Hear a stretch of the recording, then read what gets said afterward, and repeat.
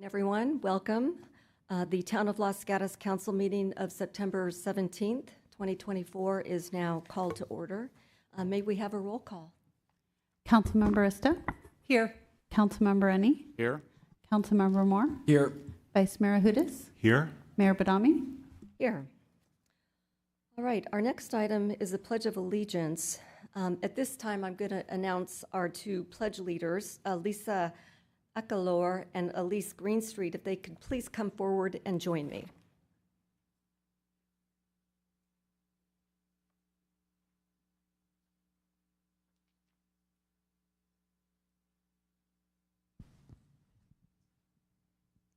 Hello. Now, I've got a story to tell about these girls before I start talking individually about them. They were discovered by Councilmember Risto at Bachman Park over the installation of a fitness wheel.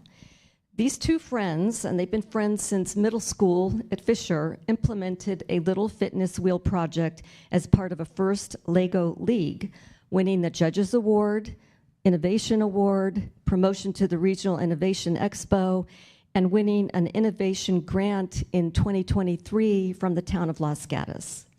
They saw how much joy it brought kids and families and wanted to install more wheels throughout the town. They are grateful to town staff members Jim Harbin and Jarrett Blasky for their help and support in implementing the program, and they are grateful to the town for providing the grant. In addition to Bachman Park, fitness wheels are also installed at Blossom Hill Park, Oak Meadow, and St. Joseph's Hill. Future wheels are planned at Van Meter Elementary and Los Gatos Boulevard in front of Calvary Church. So be sure to check them out, and let's congratulate them ahead of time on this project.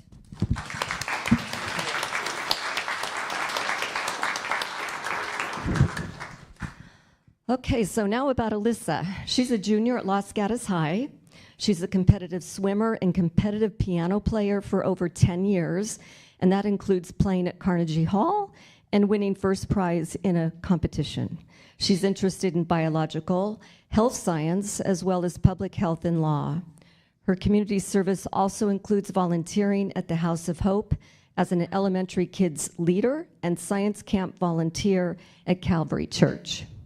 Elise, she's a sophomore at Los Gatos High School.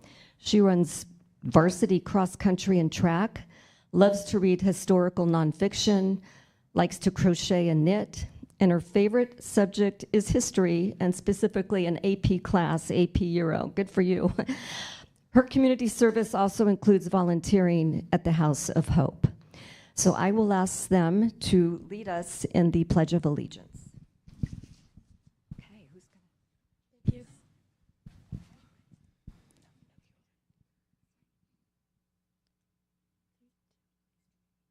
Please join me in the Pledge of Allegiance.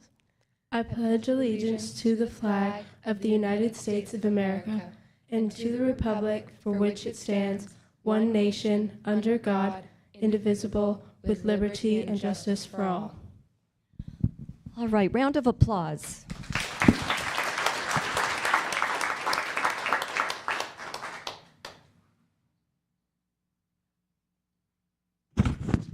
Okay, before you leave, you can start shaking all of our hands. We're eager to do that. Vice Mayor. And then you can come back this way. Thank you so much. Thank you. And we should have a gift for you as you exit.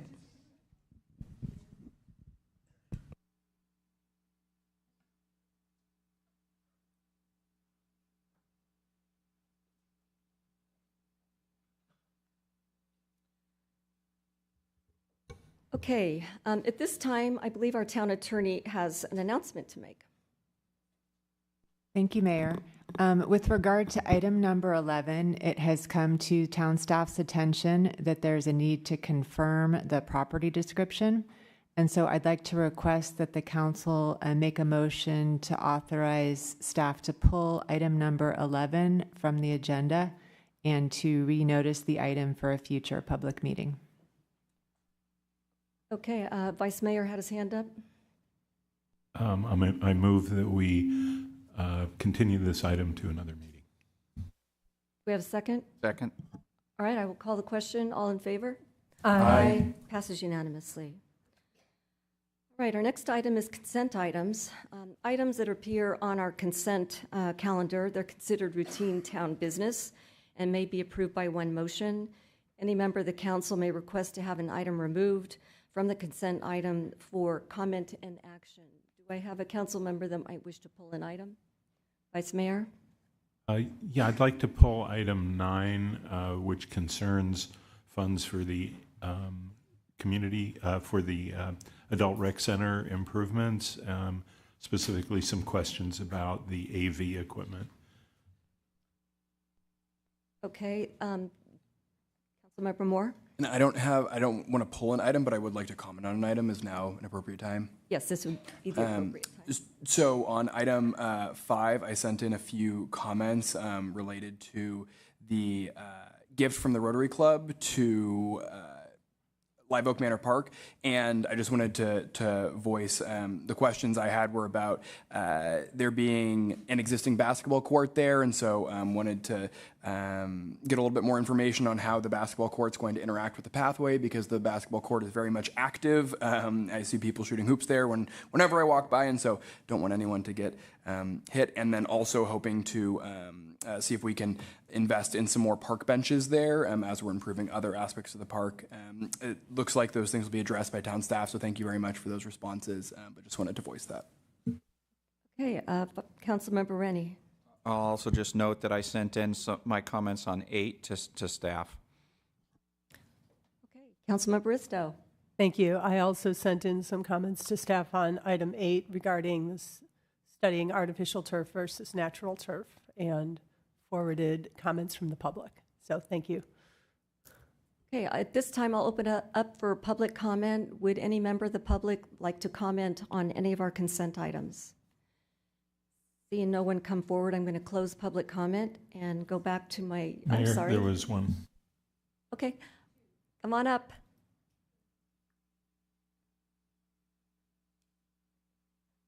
If you could state your name. Good evening. My name is Cynthia Fan, and I'm a resident in the community, and I have children that play sports. And I wanted to comment on item 8. I wanted to thank you for considering natural grass for Creekside, but I want to encourage you to postpone approving this agreement for the evaluation. I think it's definitely important to do the evaluation, but I looked through in detail the scope of services, and I think there are a lot of improvements and refinements that could be made to the scope of services that I hope you would take the time to look at before you spend $37,000 on it, because I think we could get more comprehensive and critically useful information. Some of the things that it took me all day to go through it, and I did send you an itemized list of things that I think could be improved. One of the comments I had was it might not even be appropriate to have a landscape architect doing this evaluation. Perhaps you should be dividing up the subtopics of evaluating human health and environmental health and assigning those to consultants that could provide subject matter expertise, and then also seeks separate guidance on economically maximizing the usability of natural turf from natural grass sports field management consultant that has proven success. And I gave some examples of some natural grass fields that are getting 45 to 50 hours of use per week that I think should be examined maybe in the form of a case study in the report that is given to you, so that we can get the most useful information possible from this report. Some other things that I saw were missing. It didn't request the recurring capital expenses for cost of owning plastic fields. It only accounted for the first installation.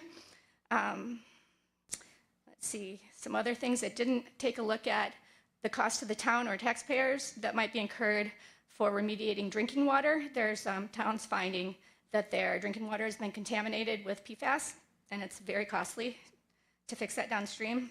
Didn't request any evidence of some of the claims that are given by plastic turf manufacturers about recycling. I think the report needs to back up with evidence any of the claims about plastic turf. Let's see what else. The report that comes out should identify which field design approaches and field management techniques the cost estimates are based upon.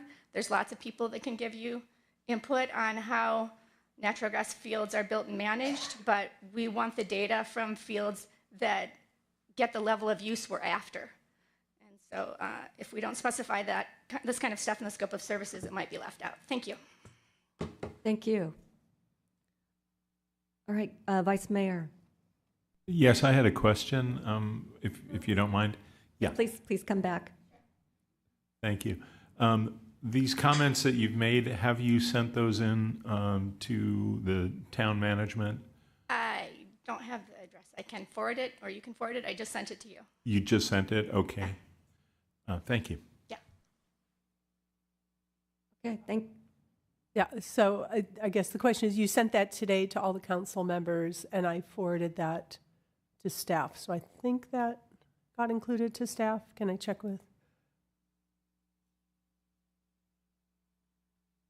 That was received. Okay. All right, thank you. Right, would any other member of the public wish to speak to us on the consent items? Please come forward. This would be on one of the consent items. Hi, I'm Karen Yamamoto, and I'm a neighbor. So on number 8, artificial turf, I'm kind of concerned about which filler is being looked at, because the fillers that go in between the grass, if they're rubber, it can cause all kinds of harm and health issues for our children. If we could go with more of a natural, like seashells or sand, that's more healthier for the kids and better for the impact of the environment. And that's all I have to say. Yes. Same question. Did you send those comments in before? No. Okay, thank you. Thank you. Mayor, I'd like to pull item 8. Okay. We do have one hand raised on Zoom. And we had another member of the public as well, so I'll take the Zoom first since we just announced that. Susan? Hello, yes. Good evening. My name is Susan Hinton, and I'm a member of the Sierra Club Loma Prieta chapter, which covers the area of Los Gatos. I noticed in the letter to the town from the contractor that there was going to be an assumption that the drainage layer was okay. However, I have in my possession a picture of the Los Gatos Creek turf area during a heavy rain. I'm sorry Yeah. that we just pulled the item, so you'll have an opportunity to speak on it when we hear it at the end of the hearing. Okay, I'm sorry, it just got pulled right before you spoke. thank you, that's all right. Vice Mayor? No, I apologize. I thought that we could still take comments. If the town attorney could clarify that. Yes, so once an item is pulled, it moves to the end of the council's agenda. And so I did hear a motion to pull the item from the consent calendar. Was it seconded and voted on? Okay. No, we don't normally do that. Normally, the way it shows up is in the way the approval motion is for the consent items.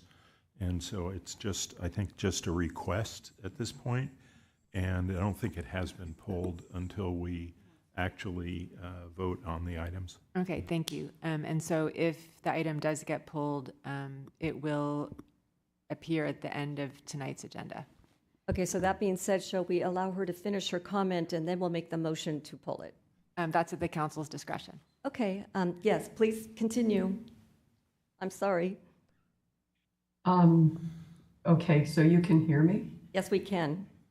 Okay, so I was going to point out that during this past year, during the heavy rain period, there's a photograph of the flooded creek area. You've probably seen a photograph like that. I can supply it to the council if you would like.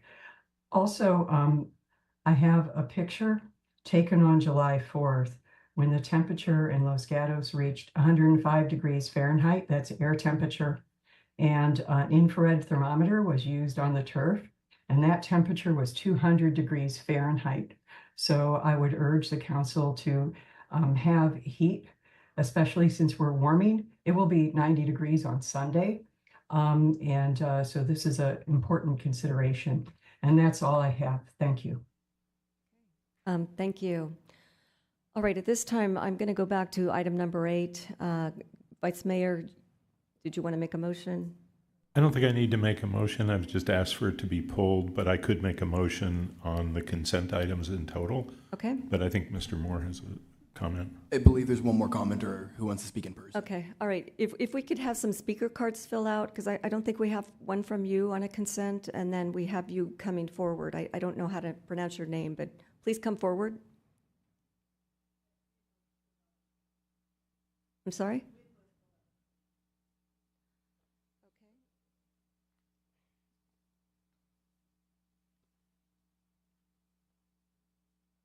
I don't have one on you. Yeah.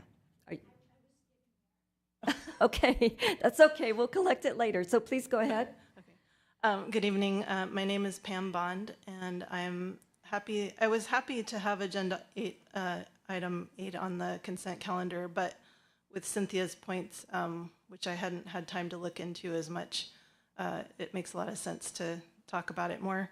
I've been looking into artificial turf and natural grass playing fields since 2020, and I can say that from what I have read and from health experts that I've heard speak, the evidence against artificial turf is not really improving. New infills, new drainage, mats to collect some of the migrating blades and infill, unverified PFAS-free plastic blades, all of these mitigation measures don't do much when they're incomplete environmental and exposure studies for our youth that are playing on these products. And none of the mitigation measures improve the overall safety of the product, which contains numerous chemicals, not just PFAS. New infills have their own issues relating to unsustainable harvesting, agricultural chemicals in the plant-based products, the need to water them to keep them cool, and again, no exposure studies to understand the possible health impacts on continual use by our kids. The Department of Toxic Substance Control is currently looking at artificial turf, specifically the plastic, to determine what types of regulations need to be in place for the product. The Santa Clara County Medical Association has a statement letter about their concerns with artificial turf, and over 55 county-wide nonprofit organizations supported a ban on artificial turf on county property. Studies are in progress looking at PFAS exposure by athletes, as well as independent testing of industry PFAS-free claims. I hope that all of these and more will be considered in the assessment. I believe that if natural grass fields were maintained better and renovated with better designs, we would have enough fields for sports and we wouldn't have to use artificial turf as a crutch. Thank you. So Pam, we did get your correspondence, so thank you for sending that in. Any questions for the speaker? No? Seeing none, thank you. All right, any hands on Zoom still for a consent item or any speaker? Gus, I have you for verbal communications. You want to speak on a consent? Okay, please come forward.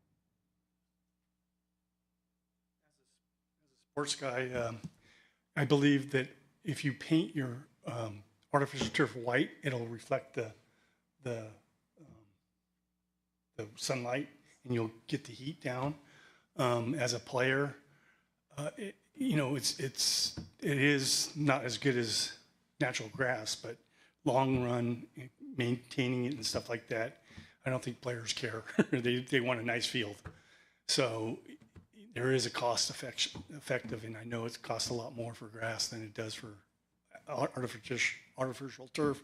And you just underneath the rubber that you have the base coat, it's more important, because if it's a softer landing, then it's fine for as a soccer player and stuff like that. I've played on both, so I just let you know.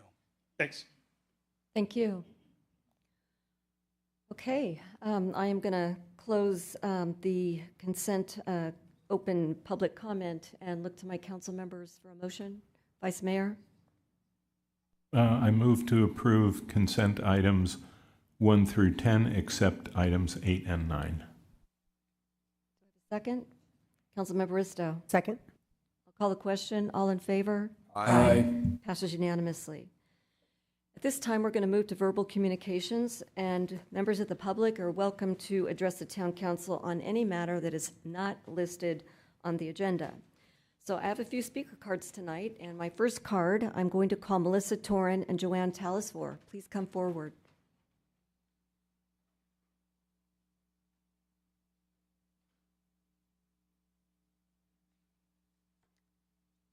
Hello. I'm scared to touch this. Hi, Mayor, Vice Mayor, council members. Thank you for having us tonight. So I just want to talk about summer and how great summer is in Los Gatos, right? So I'm going to, first I'm Melissa Torin. I run KCAT TV. This is Joanne Tallisford. I'm sorry. She's the chair of Oktoberfest. So this summer was amazing in Los Gatos. I'm sure all of you experienced KCAT.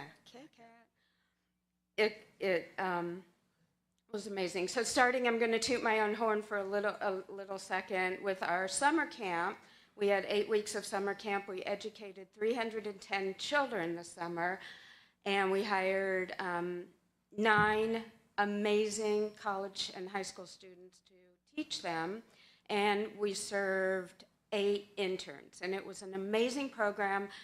The culminating event was a film festival at the Los Gatos Theater where we showed all their movies on the big screen, and it was a sold-out house, and they were so excited to bring their parents, and it was great, great, great, great. So following that all summer was, as you know, Jazz on the Plaza, Endless Summer, National Night Out, Music in the Park, Taste of Los Gatos, and now coming up is Los Gatos Music and Arts Gala and Fiesta and our hometown celebration, which you all have to come to, right?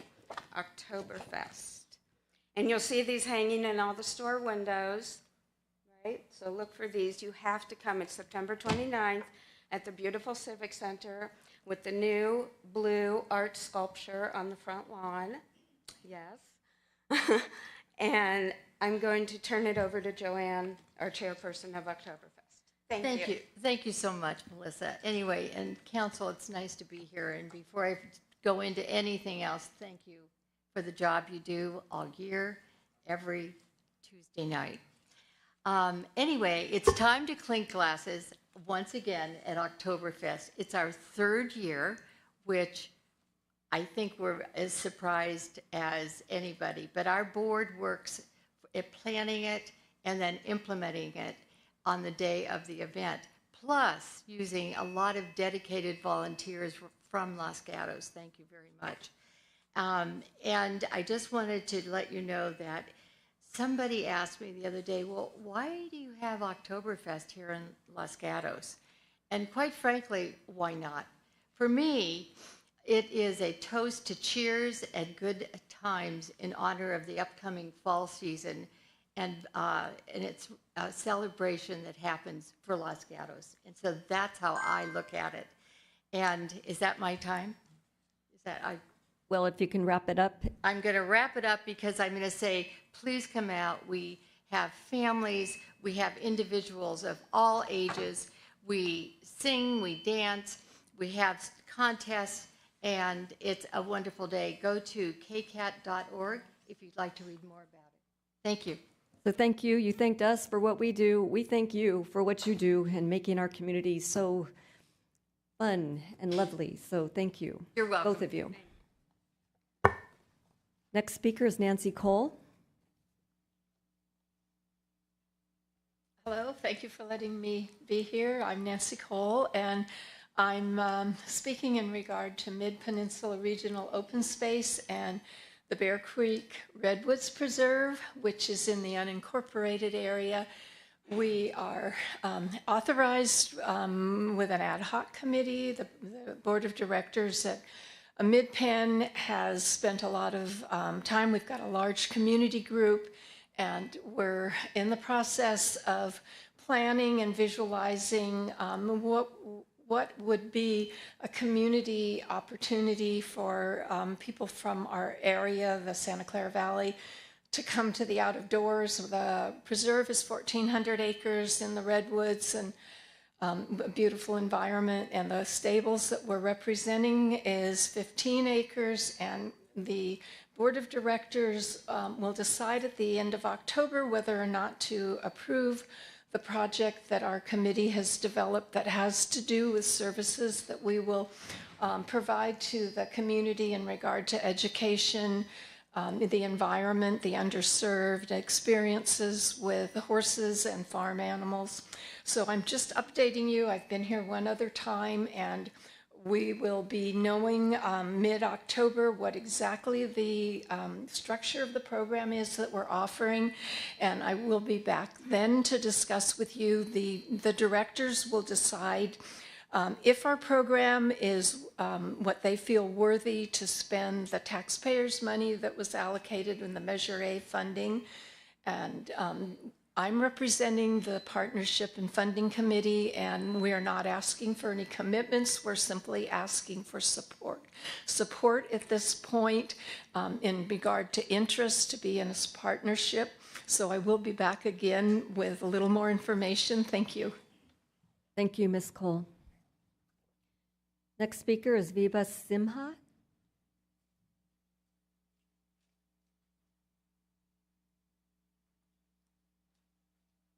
Hi, yeah, you said my name perfectly, thank you.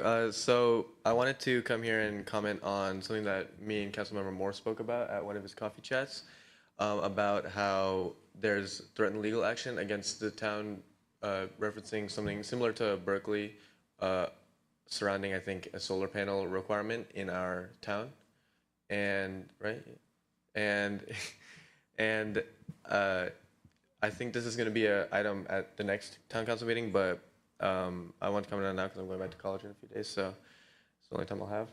But I wanted to, although I know you will all probably unanimously vote for removing that ordinance because you know you have to because of legal action, I want to comment and say that I think that our town should have a requirement for at least new municipal buildings to be renewable, not only because it will be environmentally safe, but because fiscally it'll have many benefits for our town because through tax credits from not just the state but our federal government, through President Biden's Inflation Reduction Act from 2022.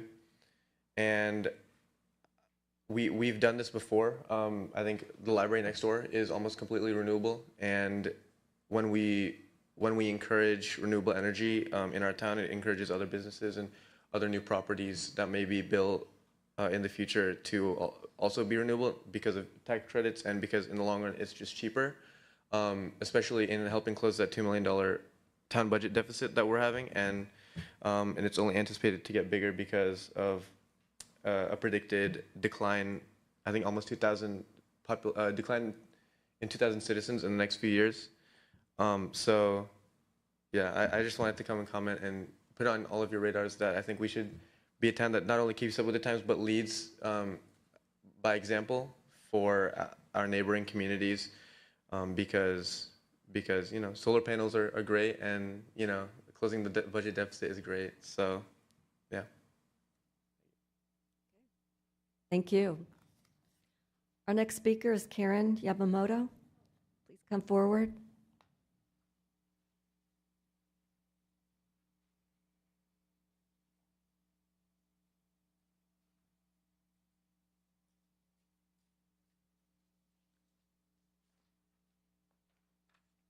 Hi, I'm Karen Yamamoto. I live off of Benedict Lane. I want to present this to you. Basically, this is all the builds that are going to be going on Los Gatos Boulevard. My concern is not only is it going to bring 6,000 new people if those homes get built. It's also going to have 20,000 cars on Los Gatos Boulevard per day. Somebody did the math on this. I was shocked. My question is, I live right there next to 3 of these big builds. One, I'm concerned about the parking. I'd like that to be addressed by you guys and figure out a solution for it. The second thing is, I'm concerned about our children's safety on Los Gatos Boulevard, getting to and from school. It's concerning to me that these builders are taking advantage of us. And right now, I know it's a hot topic, and I'm not blaming you guys. I'm blaming these builders for it, but we need to start now because these buildings are coming in, and you know it as much as I do. What are we going to do? I will also have to say is that it's not only going to, I got to read it. Just one building, the Swenson, is going to kill 93 trees, damage a lot of animals that are going to be in our community. They won't have a home anymore. 93 trees is a lot. They also block my solar. How is that going to impact our environment? We want to have more solar, right? That was perfect for you going up. But yet these buildings are going to block. I know 5 people who are directly linked to solar, and we're all going to have our solar blocked from the majority of the year. It's destroying our retail, and, well, I already covered, it's killing our small town. I'd like some really good solutions from you guys, so to help us know how we can help you get to legislation and have it stopped or the size of these big, huge buildings lowered. Thank you. Thank you. Do we have any hands on Zoom? There are no hands raised on Zoom. All right, I have one last speaker card. Gus, who?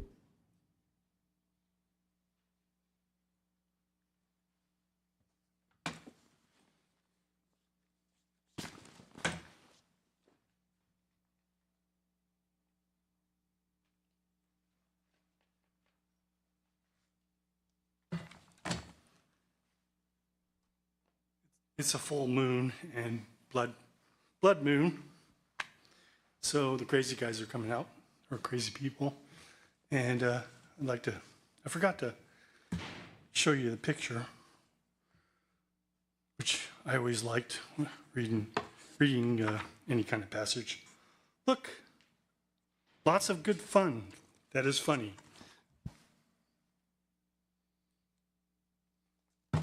Okay, now to serious business. Moore, Mr. Moore, saw you in the paper, Ambassador of Hope, and you went to the national things. I just was wondering, did anybody go to the Republican convention on the staff here? Because I think both sides deserve representation, even though I'm an independent and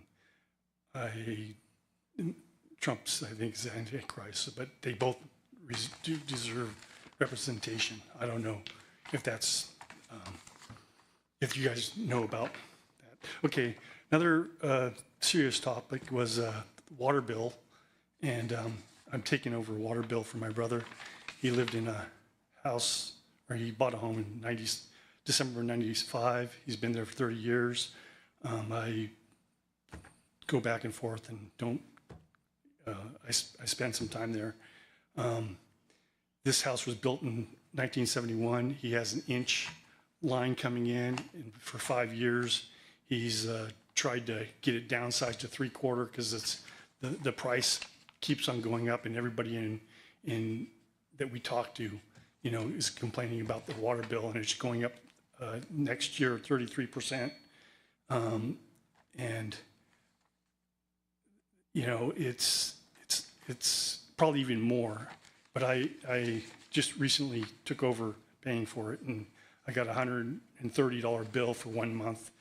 And I am a retired person. I'm living on way below minimum wage, and like under $1,000 of what I'm doing, $1,000 of thing. So I just would like to probably submit this saying that there's a problem, and I was hoping that everybody in the community could do that, because I think we should go into a lawsuit and try to get the cost down, because it's only 5 cc's. It's supposed to be 473. It's like $20 or $30 worth of water, and it's a $130 bill. So that's insane. Last is I'd like to just show you pictures. Horton. So my time's up. Thank you. Gus, please come back. Stay there. Just a comment for you, Gus. I'm not, since you just took over the house, if your income is low, you can apply for a CARES or FAIRS kind of thing, which gives significant help on utility bills. So you might look into those programs. I understand that, but I'm just trying to help the community. I try to stay off the thing, and if I'm going to take questions, I got to put on some gloves, because I'll get a dodge it. Is this the penalty box? No more questions. Thank you. Okay. All right. Thank you. Do we have any hands on Zoom? There are no hands raised on Zoom. Give this to you. Did you want to set it there? Thank you. Thank you. All right. This is last opportunity for anybody to come forward with a speaker card for verbal communications on any item that is not on the agenda. I see no one coming forward, so I'm going to close verbal communications, and we will move to item number 12, which is considered other business, and that's to receive an update on the downtown restroom feasibility study. So welcome, Ms. Chislett.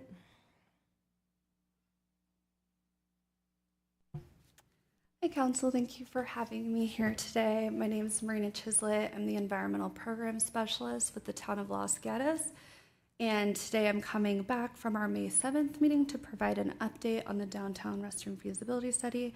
And we'll be looking for direction for Council regarding next steps for this project.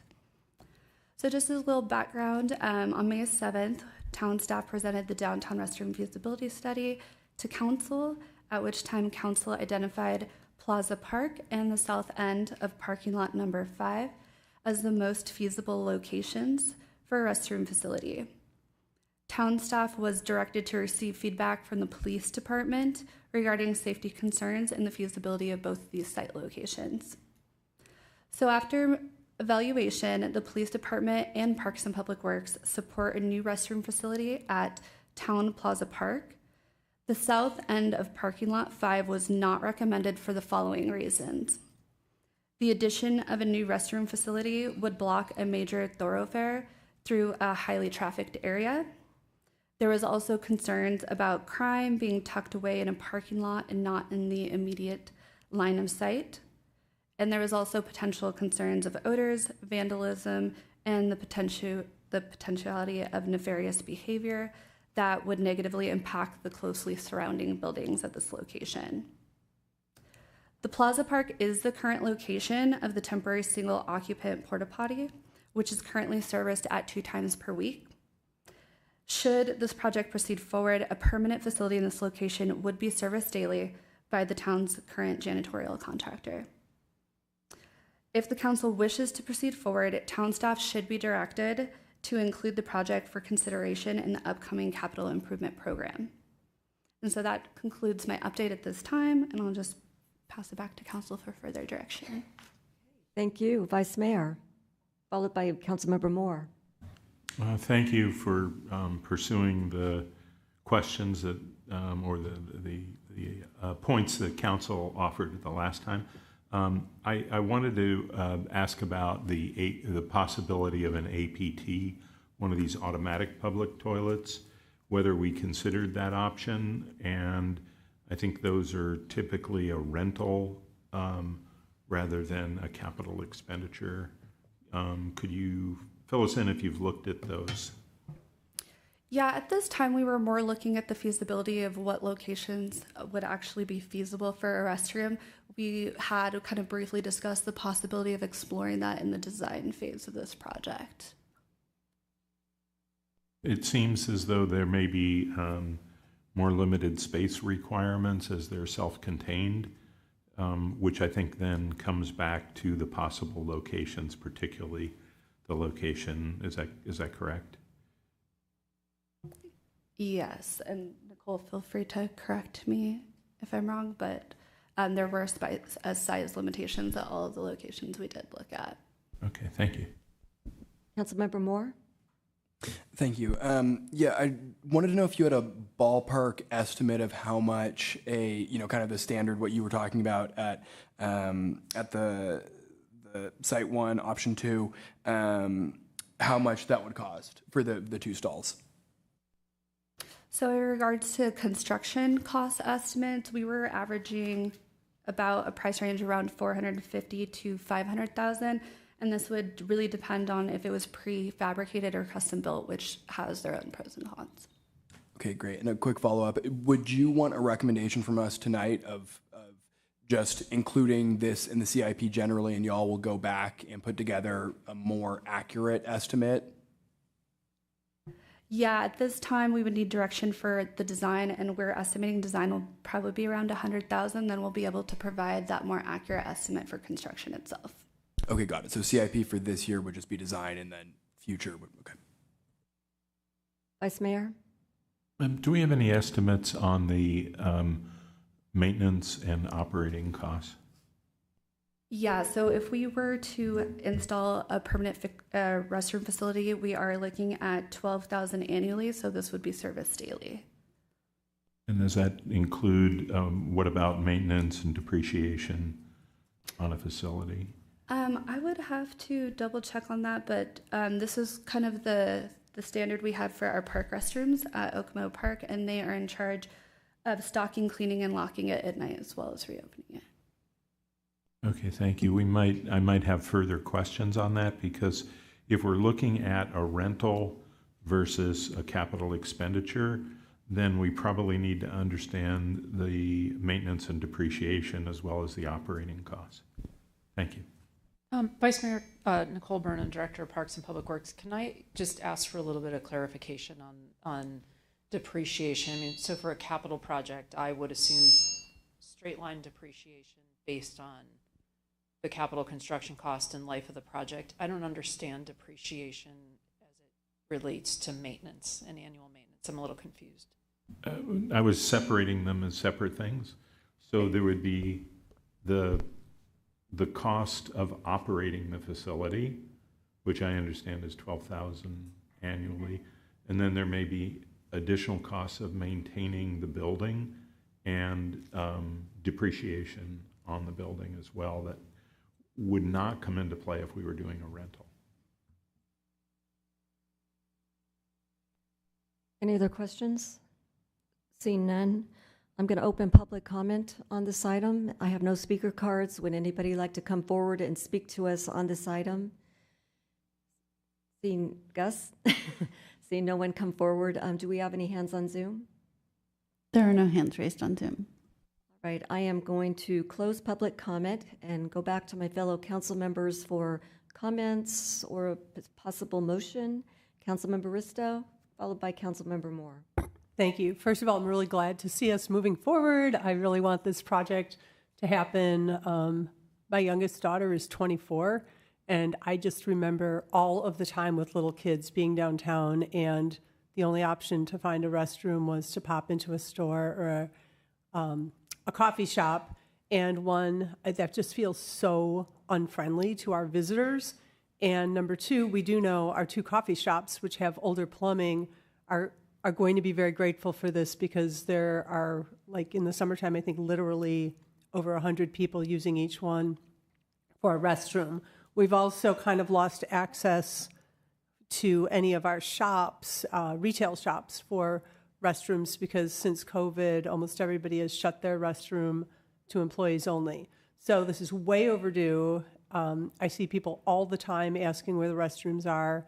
I'm grateful that we have the porta potty right now. It's used on a regular basis.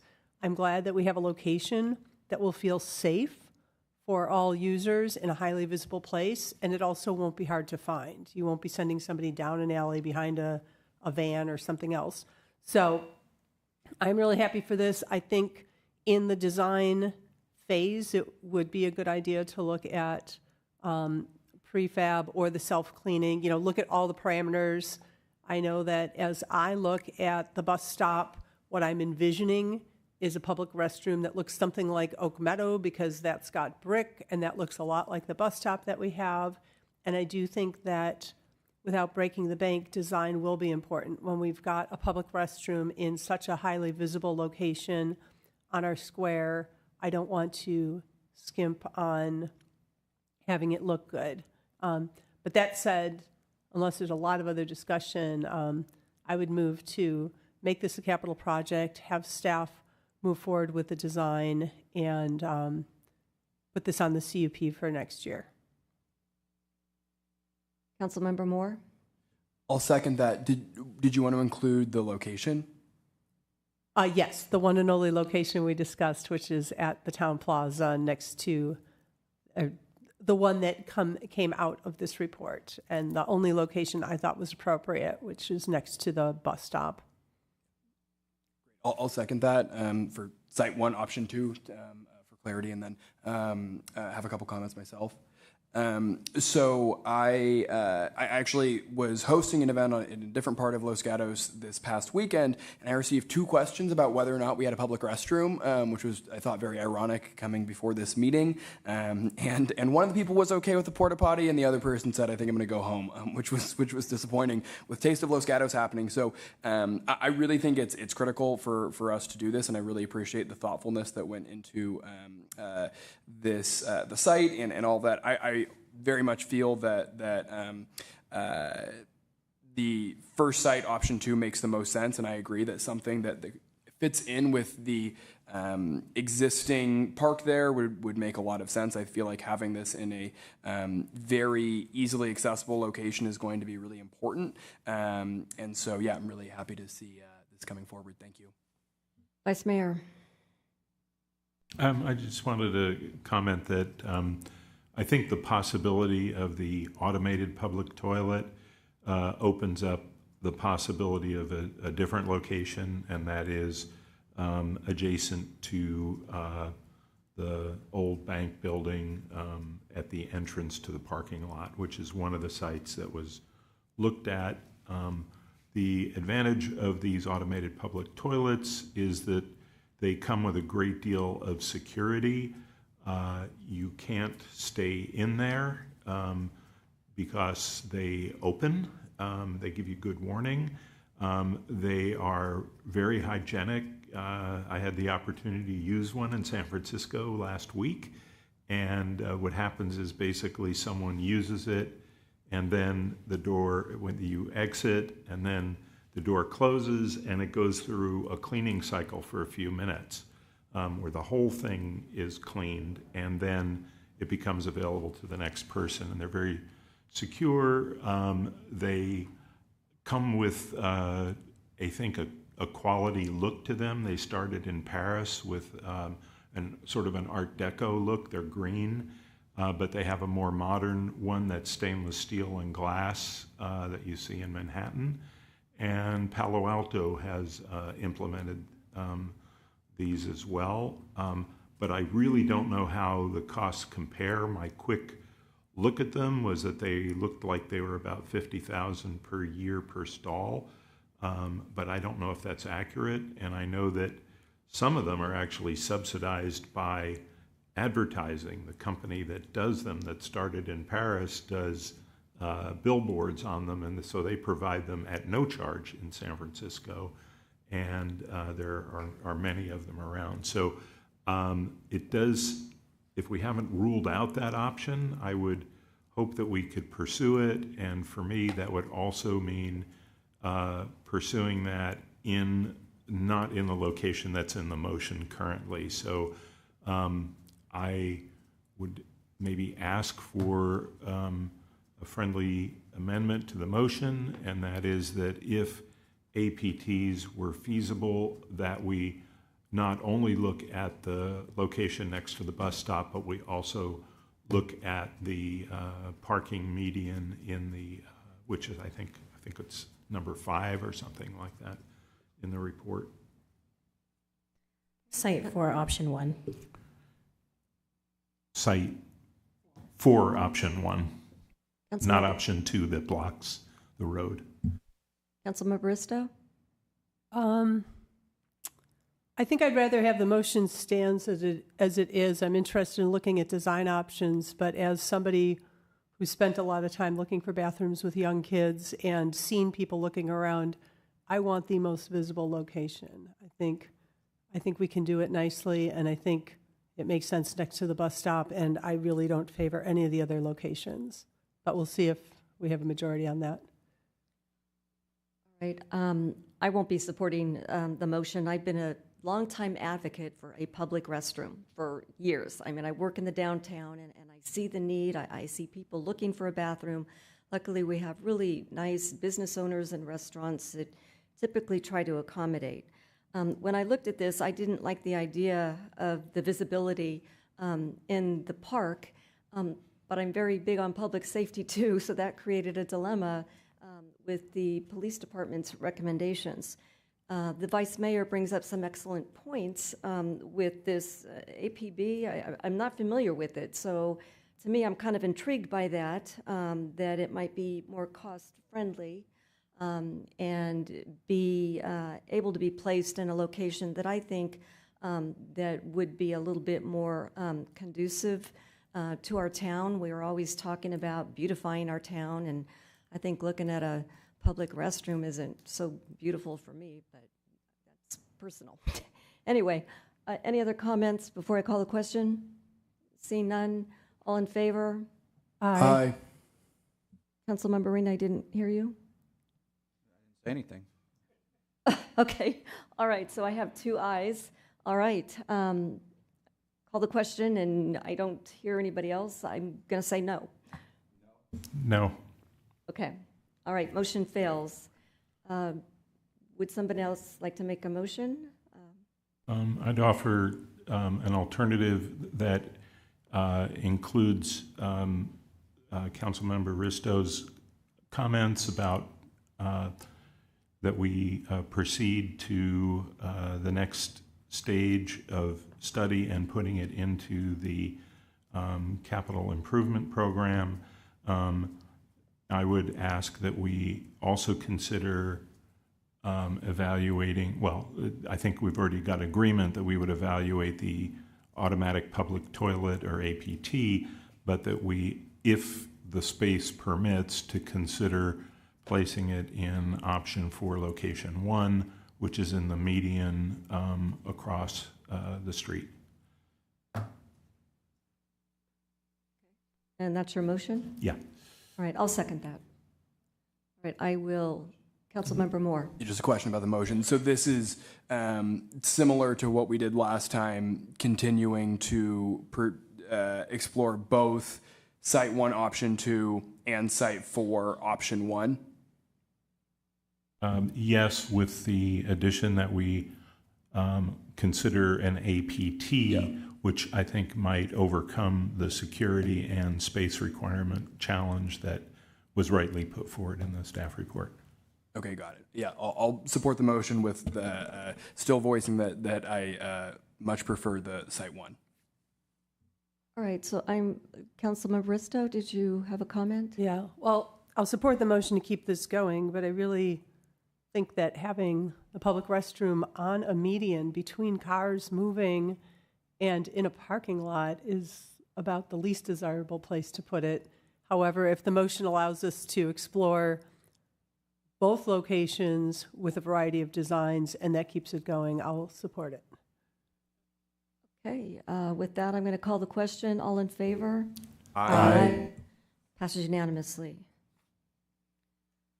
Okay, we are ready to move on to item number 13, which is to provide direction on a potential senior services coordinator, among other items related to this. So, Ms. Nomura, we're ready for your staff report. Yes, Katie Nomura, Interim Town Manager. Thank you, Honorable Mayor and council members.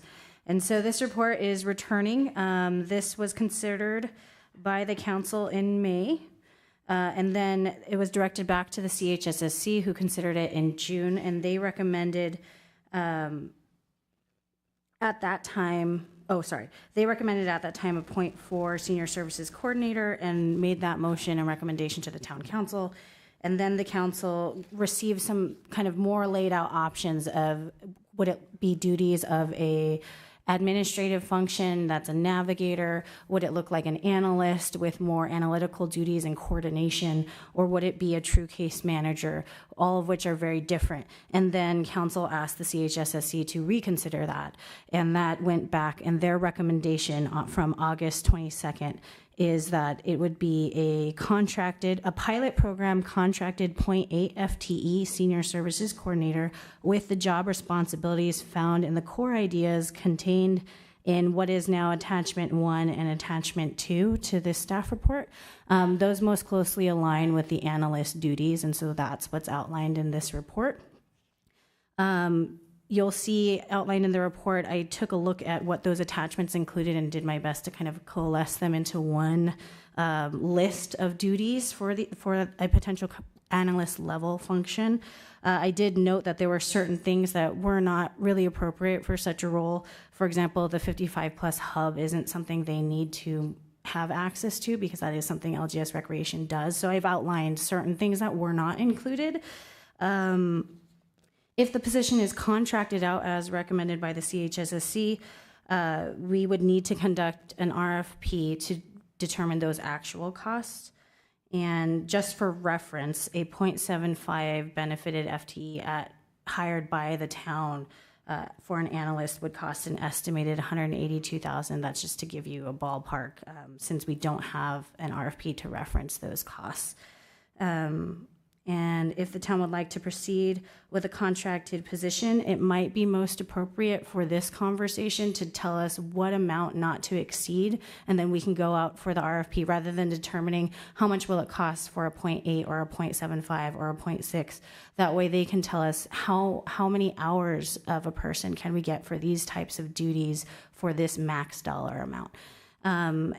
I later in the report discussed that the administrative assistant / navigator duties are being performed by LGS Recreation. The only thing that they mentioned they may not do as much of is the follow-up component, but they do direct callers to services and senior services throughout the community. And they are a great point of connection for those services. We also received, you'll find it in attachment 4, LGS Recreation expressed interest in partnering with the town for the case management duties. And this would be for a non-medical case manager. They're interested in contributing $10,000 of their funds towards that effort, and they would also be the ones implementing that service, which they do have the space to provide it, which is useful. And if you combine that with our remaining grant funding for a senior case manager, that is $74,000. So in total, that would be $84,000 that could go towards this effort. What I will say is I know we've discussed the case management dollars in the past. Those dollars can only be used for a case manager or a case management duties. So as described and outlined of what the recommendations I've been hearing so far from the council and from CHSSC, those funds would not be available to the senior services coordinator designed as more of an analyst function. However, again, we can still proceed forward with getting separate case manager duties, but that $74,000 grant funding that we cannot use towards an analyst function. So I just want to make that clear to the council, and I'm available for any questions.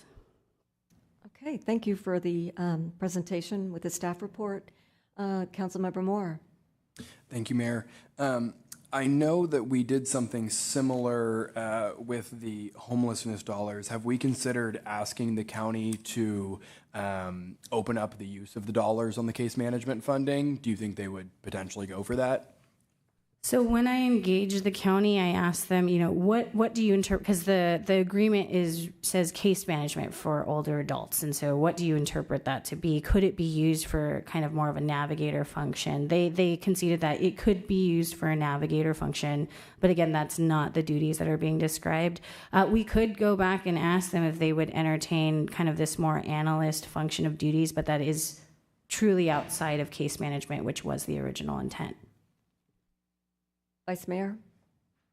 Yeah, I just wanted to follow up on that because I think the term analyst, that's a term that the town has introduced in trying to find salary, but I don't think that that's ever been part of the job description or even from when the roadmap identified this position to the most recent CHSSC meeting. It was always talking about a older adult or age-friendly coordinator. And so that would be the question I would think may be appropriate for the county is, could the case management funds be used for older adult service coordination or older adult coordinator, which is what I think we've described it, not so much that analyst position. Does that make sense? Could we ask the county that question? Yes, we can absolutely ask them that question. What I would clarify, though, that yes, you're correct. The analyst is just to kind of try and help us differentiate what these duties are. So we definitely don't need to use that terminology. One thing I would say, though, in terms of the intent and what types of functions they will be doing, the coordination is more among service providers and trying to make it a more cohesive service delivery, finding service gaps, those types of things. I don't believe that to be the case management intent, but we can definitely ask them. Okay. At this point, I have other questions, but I'd rather hear from the public if there are people who want to speak. Okay. I am going to open public comment. I have no speaker cards. Would anybody like to speak to us on this item? If so, please fill out a speaker card. Do we have any hands on Zoom? There are no hands raised on Zoom. Okay, I see a card coming. Maybe two.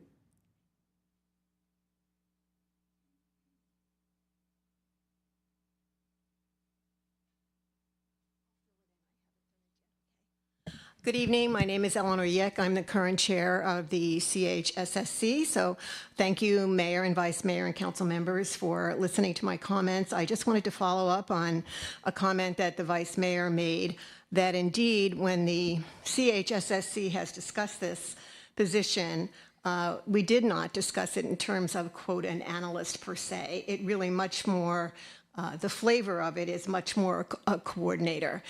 The reason that word has come up is because we were looking at the three options and trying to see where ours fit into it. And an item that I sent in, a desk item that I sent in, kind of outlined the discussion at the CHSSC and noted that the first position was covered mostly by Los Gatos Rec, and they're doing a fine job. And the second one was the analyst. And while it could incorporate some of that, or some of the responsibilities might fall into that, it really wasn't an analyst position. So I just wanted to clarify that for your thinking. Thank you. Any questions? Seeing none? Any hands on Zoom spring back up or appear? No.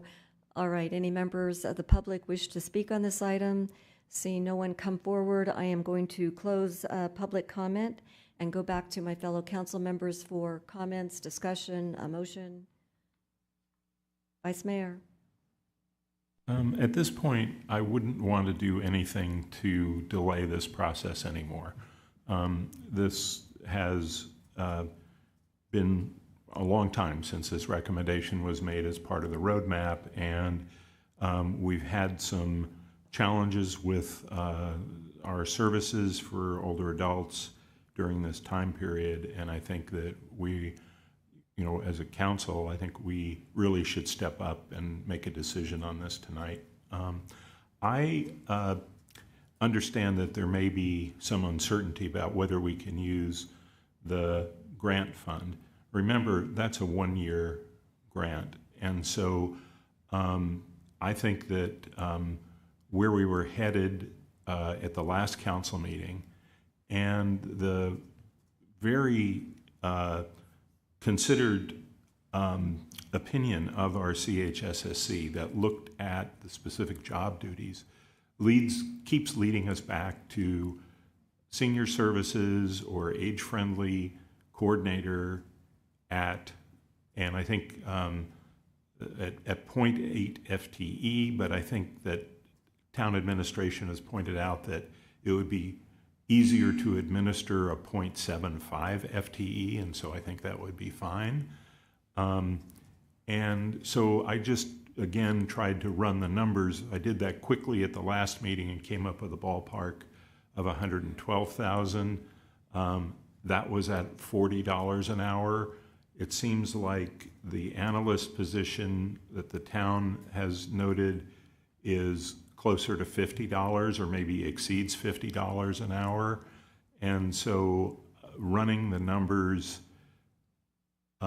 there at $50 an hour at 0.75 FTE, including benefits, which is a factor of 1.75, that would be an annual amount of 140,000, which is above the 112 that we directed last time, but that's the direction that I think we should go in.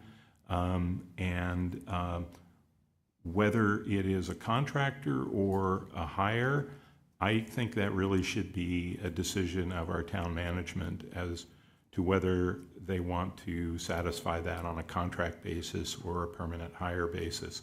So those are just some thoughts that I have to kind of get the discussion going. Councilmember Rennie? So I'm having some heartburn on this one, you know, putting aside what Councilmember Hughes just said. You know, when we're talking about they have 182,000 for a 0.75 FTE, that I'm having heartburn with that amount of money on this. You know, originally we kept saying we think we want to spend about a 0.4, and it keeps escalating. And I recall last time I felt like some of this is overlap with LGS Rec, and I don't want to spend this much money with, I'm not sure what the amount of overlap is. If it could be 50%, that's a lot of money to spend for an overlap.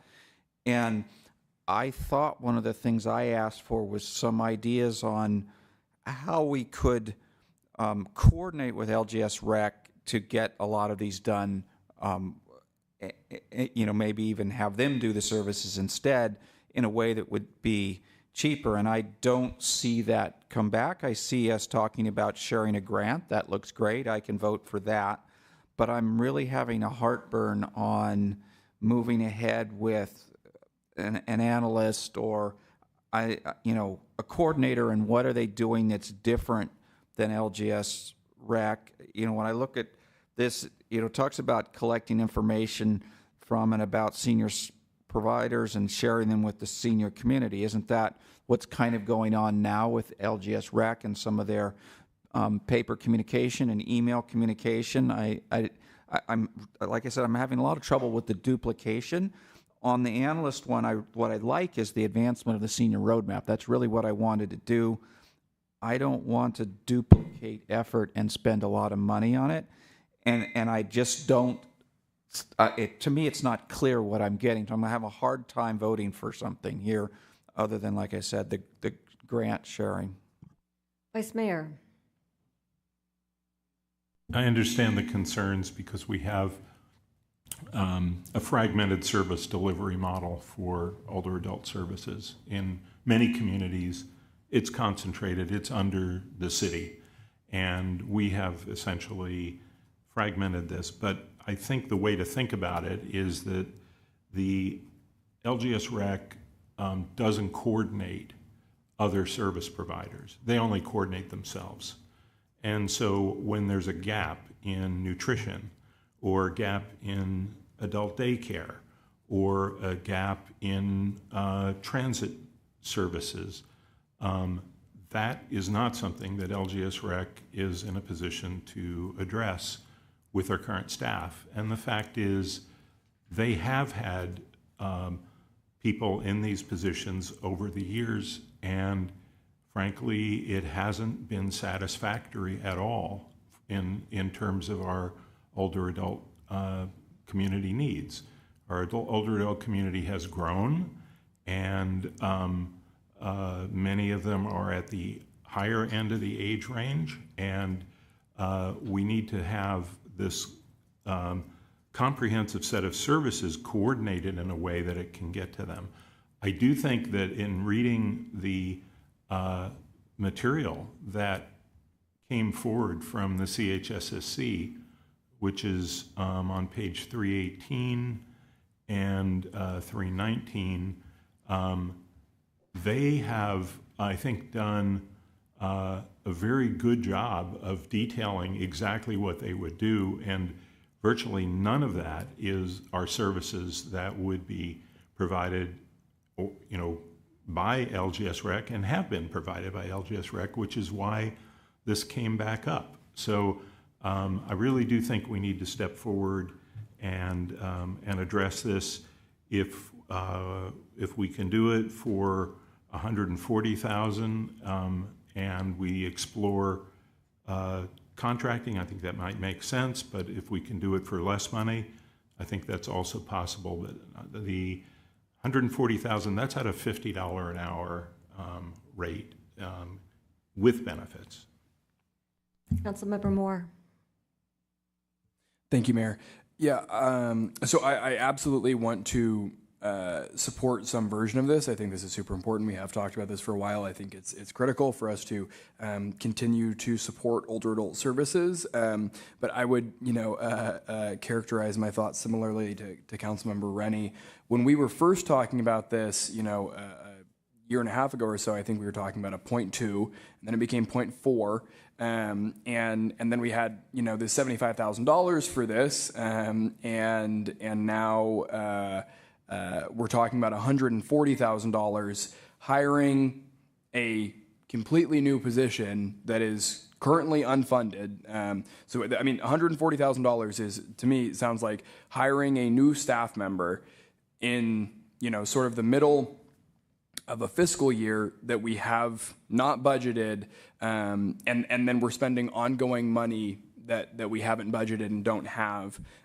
We are constantly talking about, kind of tightening our belts and lessening our financial woes.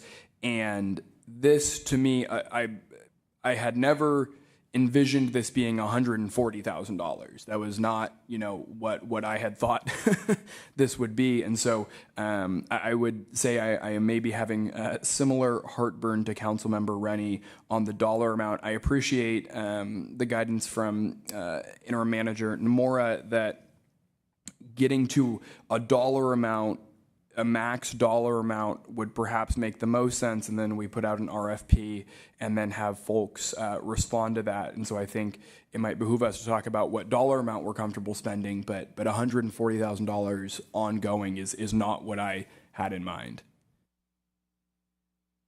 Okay, Councilmember Risto? Thank you. I feel like this is getting further and further out of my reach in terms of what I thought we would be doing. One thing I do appreciate is the possibility to be able to use the grant and coordinate with Los Gatos Rec and have a case manager, a non-medical case manager, because I think that is something that we've seen a need for and would be very helpful. It's not coordinating the services, but when I think about what a case manager would do, they could point out what the services are and at some level on a case-by-case basis coordinate services. I think there's almost like two different things. I'm looking at how do we serve individuals and figure out what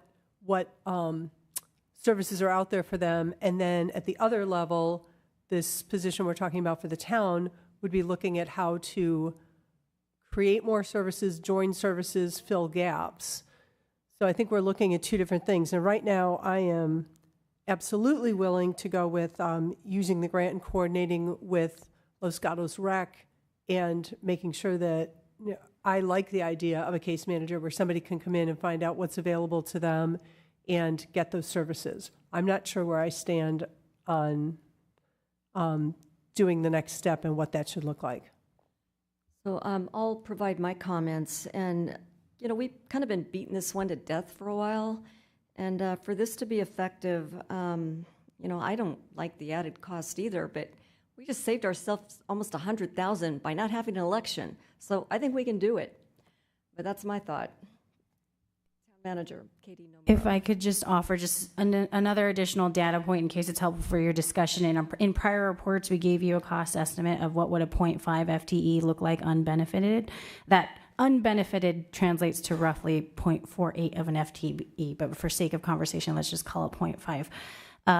That is approximately $60,000 for the types of duties that are being described in the non-case manager function. Vice Mayor. As a follow-up, would the 0.5 FTE be not require benefits? If we do it at my 0.48 level, yes. Okay. Yeah, I'm going to make a motion anyway. I think that it's time that we stand up for our older adults, and I think that the message has come from our older adult community consistently on this.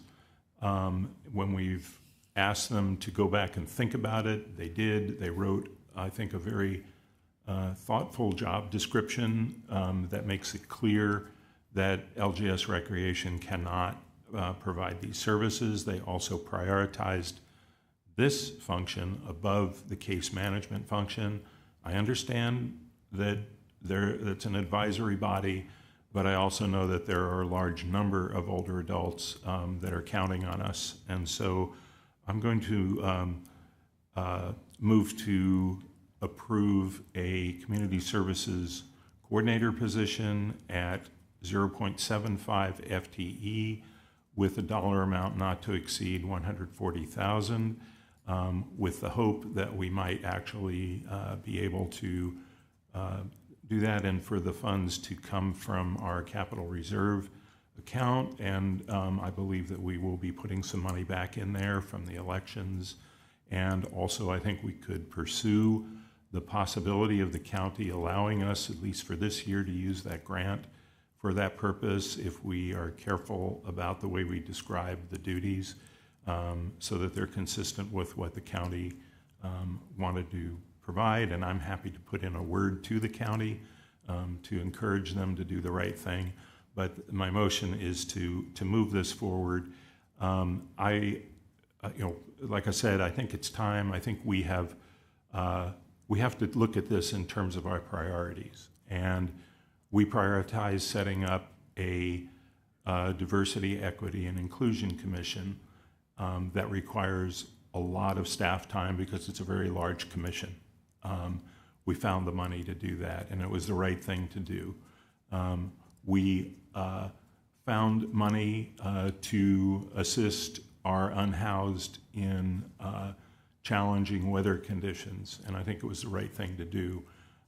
It may mean that we have to look at some cost containment on other things that we do when we look at the budget again.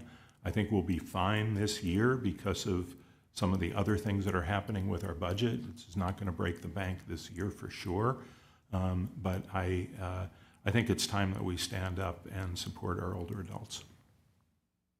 All right, Councilmember Rennie. Oh, there's no second yet, right? All right, I'm going to second it. Councilmember Rennie. Okay. So again, we've made a lot of changes in our budget. When the council decided not to pursue additional revenue measures this year, I really worried that things are going to get pretty tight for us. And then we finally got through with our labor negotiations, and we have big hits on our budget that we haven't gone back to look at. Those are all coming out of our capital reserve. Pretty soon we're not going to have any capital reserve to do any of our capital projects. Again, this has been kind of an escalating cost. I don't know why we can't go with the 0.48 version, which seems like a much more prudent number at this point to go with. I'm just uncomfortable not quite having a full picture of the future, and my gut feeling is that we're going to be really tight, and I just don't want to commit to this big a number at this point. Councilmember Moore, followed by Councilmember Risto. Yeah, I have the same thoughts. I would support this style of position at the 0.4 or the approximately 0.48 version, and if we wanted to put a dollar amount on it, I think $75,000 makes sense. The town manager talked about the $68,000 number being the approximate cost there, so I think $75,000 would be a better number that I'm more comfortable with, and hopefully we could also use money that we have from the county on that, or we could at least ask. So I will not be supporting the motion, and then I hope we can introduce a subsequent motion at $75,000. Councilmember Risto. Thank you. In terms of a 0.48, I would guess staff wouldn't offer that up if you thought that that's a position that can't be filled. I know that in the past we've had issues with, if we talk about a 0.2, that can't come out of somebody else's time, and we really couldn't hire someone to do that. And I guess we'll find out if we do an RFP at whatever level and we get responses or not. But is your experience such that that is a reasonable ask, and that there might be people out there willing to do it without us knowing what the other half of what they do at their other time? Yeah, I think at this point, we are at a place where I think we just need to try and see what we can get. I do think it could be challenging, especially if it's for 1 year. And I would ask that whatever we do, it's kind of a 12-month commitment year, not just the remainder of this fiscal year for hiring purposes. And also, to my understanding, the current motion and possibly the next motion could be flexible in whether it is contracted out or done as an employee, because could we find a 0.5 employee? We do find part-time staff quite often. So that is a possibility. Councilmember Risto. Follow-on question, would it be possible to put out the RFP for multi-year? I mean, because I think we know this job won't get done in 1 year. So, we haven't made this motion yet, but I would want to float to council members to consider maybe if we need to make it a 2 or 3 year position where, we know the work's ongoing, and then we understand what we're committing to, so that we're not doing this each year and we're not trying to find somebody who has absolute uncertainty. And do you think that would solidify the possibilities to find somebody? I think you're right that the work is not going to get done in 1 year. I think whatever the council's comfortable with in terms of authorizing multi-year, of course you will have to approve that in each subsequent budget, but that would help with our recruitment purposes, whether that is a contract or whether that is in-house employee. And I do think and I've mentioned this before, that this type of the duties that are being described, we can see how we do with a contractor. I do think there could, having the flexibility to really dig into it and see what the outcomes are and figure out what is best for the town would be helpful, because it's almost like we're hiring a contractor to now help us corral other contractors, and it may or may not be as successful as if it was an employee, but I would like the opportunity to give it more thought.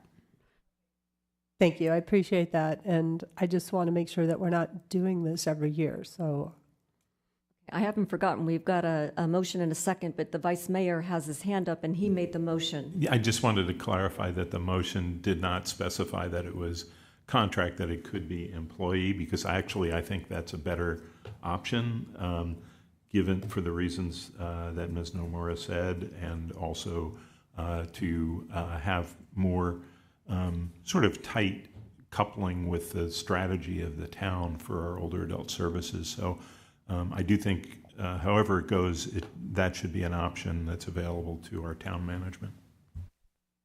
Okay, with that, I'm going to call the question. All in favor? Aye.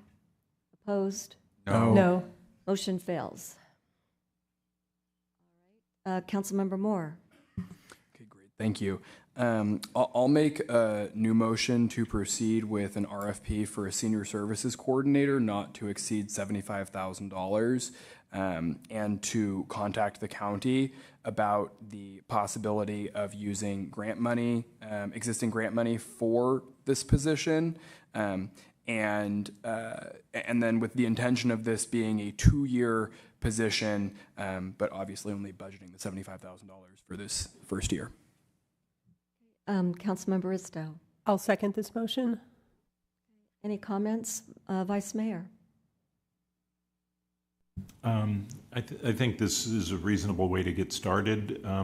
I would maybe offer friendly amendment to for town staff to move forward, but to work with the CHSSC in prioritizing the duties that the CHSSC has recommended, so that we understand that some of those are going to get cut.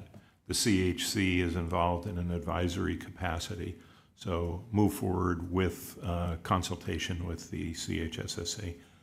Yeah, absolutely. I think that makes a lot of sense. And then the one question I had on this is, I don't know if staff has a sense of whether or not LGS Rec would go for, if we can get the $75,000 from the county, I wonder if they would still go for the $10,000 that they had offered, or was that only for case management specifically? It was intended for case management specifically, to my understanding. And just so everyone knows, and I think this is a good, let's figure this one out, but if this motion does pass, we should have a motion for the actual budget adjustment. Okay, so we have a motion and a second. I'm going to call the question. All in favor? Aye. Aye. Passes unanimously. All right, so we're looking for a second motion, Ms. Nomura? Yes, if there's actually 2 budget adjustments that would be helpful. One is a expenditure and revenue budget adjustment in the amount of $74,135. That is for the remaining grant funding, so we can expend it in this year. It was received last year, and so we need to authorize that again for this year. The other thing is for the $75,000, if you could make a expenditure budget adjustment for that $75,000 from the Capital Special Project Reserve. Councilmember Moore? Happy to do that. But just a clarifying question. So you're asking to make that second budget adjustment to sort of unlock, as it were, that $75,000 in the case that we cannot use the first $74,135. Correct. We will prioritize using the grant funding, assuming we are able to. But if we're not, I would hate to not be able to continue moving forward.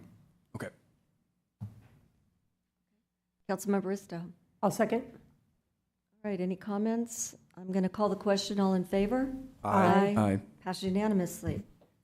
I don't know that I technically made that motion, but I did. I made the motion that the interim town manager suggested. Okay. All right.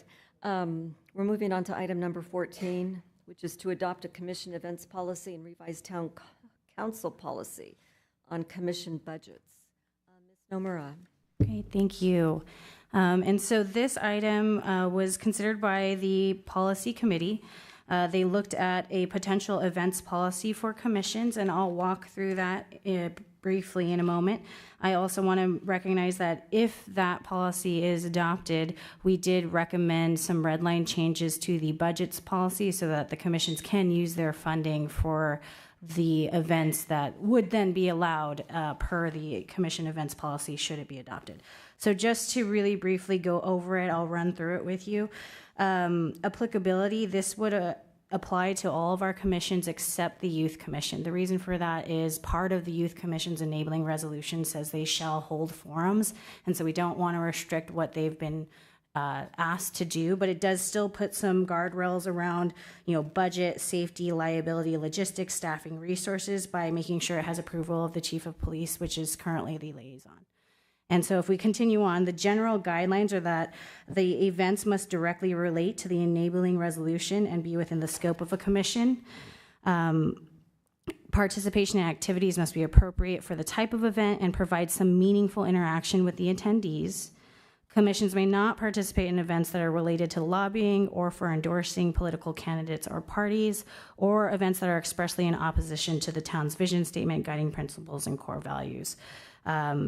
They may use their budgets in accordance with the commission budgets policy and purchasing policy.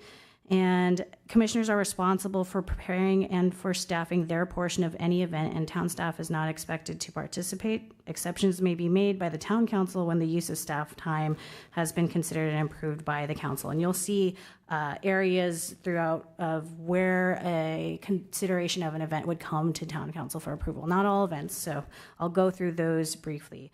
So we have 3 types of events outlined in this policy. The first being existing town-hosted events. This is like screen on the green. You are going to see some of our commissions out there. So it would allow commissions to participate where staff has deemed it appropriate. Not all of our events are going to lend themselves to commissioner participation, but we will endeavor to include them to the extent that we're able to do so, and that where there is a nexus between the work of the commission and the intent of the event, the commission can provide an activity that creates this nexus. Staff may invite commissions to participate. And should this occur, guidelines would be given to them on how to participate, what would make sense with this event. Assuming all those guidelines are followed, this would not require council approval. So the next category, we go into externally hosted events. So this could be events hosted by entities other than the town and not by another town commission. For example, it could be nonprofits, businesses, community groups, and other community and neighborhood stakeholders. In their official capacity, commissions may only participate in externally hosted events that serve a public benefit or purpose in alignment with their enabling resolution. It would need to be hosted by a nonprofit or government organization or official town partner. And it must be free to attendees and targeted for Los Gatos community or located in the town of Los Gatos. If those provisions are met, then no further council approval is required unless the council says, I'd like to consider this, they can do so. But any exceptions to these provisions require town council approval. And then we go on to commission-hosted events. So these would be events hosted and funded and implemented by the commission. Commissions are advisory bodies to the council and do not typically host or produce events unless requested by town council.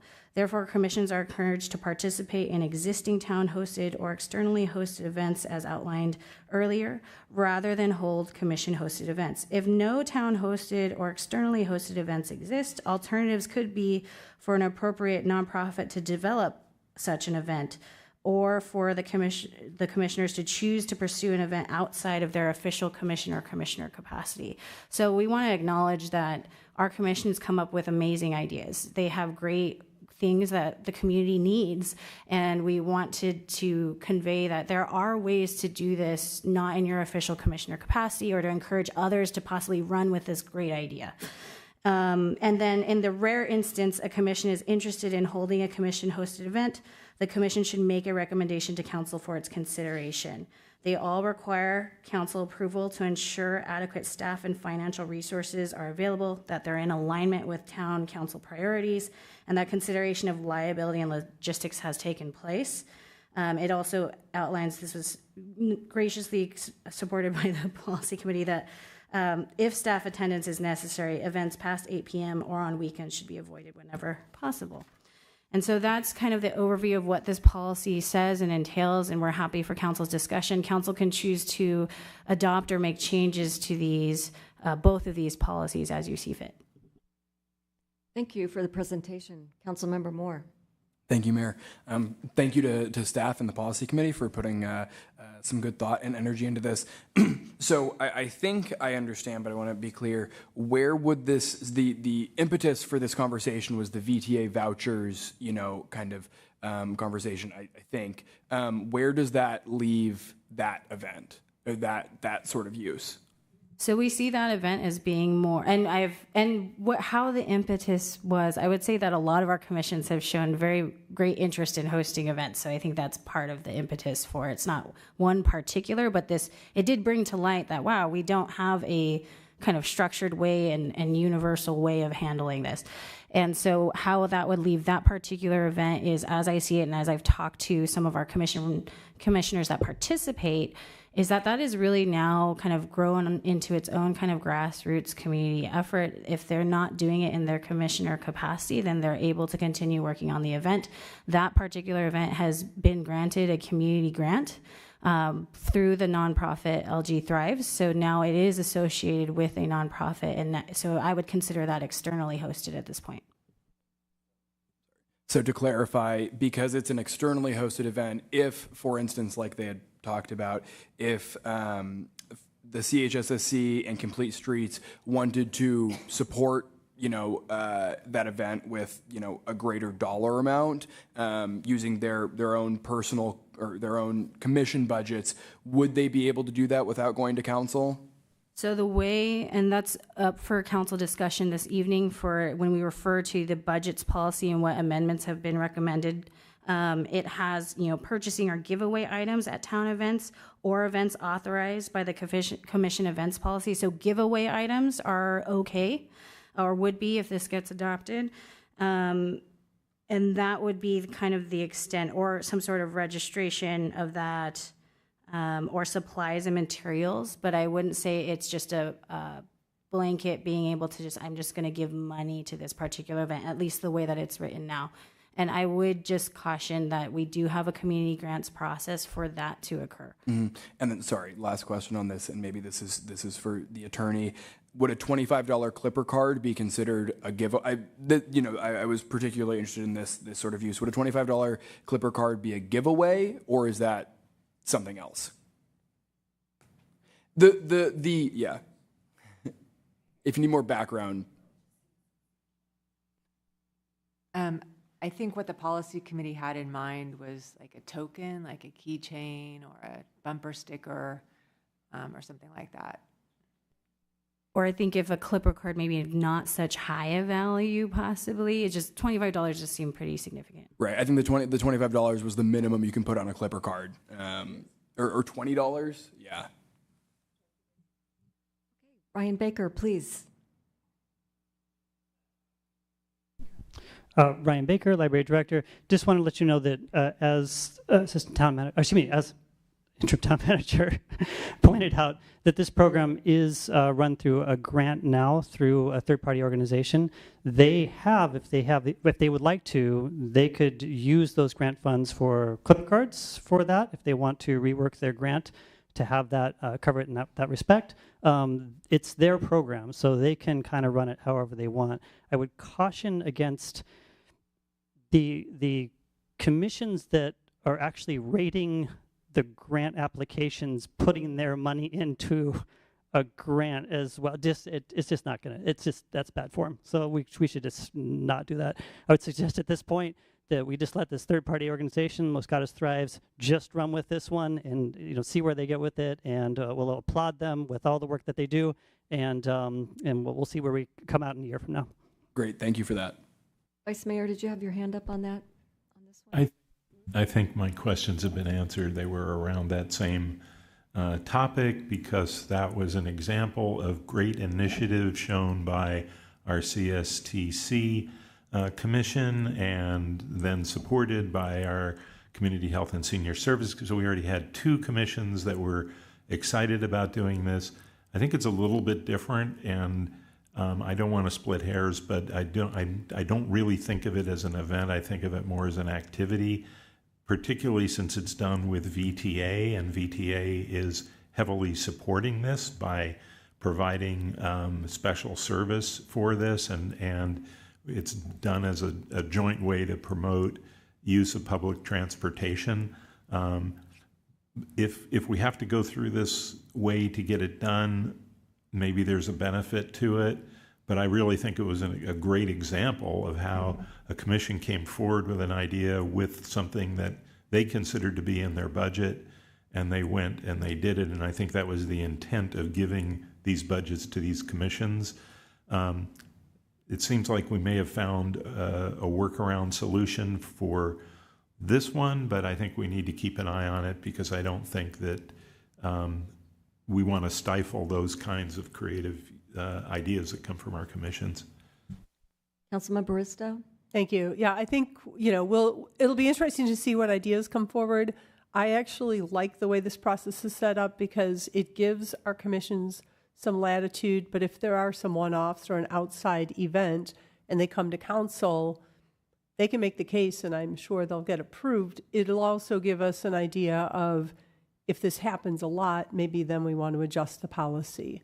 But I don't want to anticipate that we might be limiting the commissions at this point. I think it's fairly new that our commissions have a budget, and I think we need to be careful with how government money is spent and where grants come in and where spending comes in. And so that's partially why I think the policy committee landed here. And these are always possible to update. Okay, appreciate the comments. We still need to open public comment. We're still in the council question period. So with that, I'm going to open public comment. I have no speaker cards. Are there any hands on Zoom?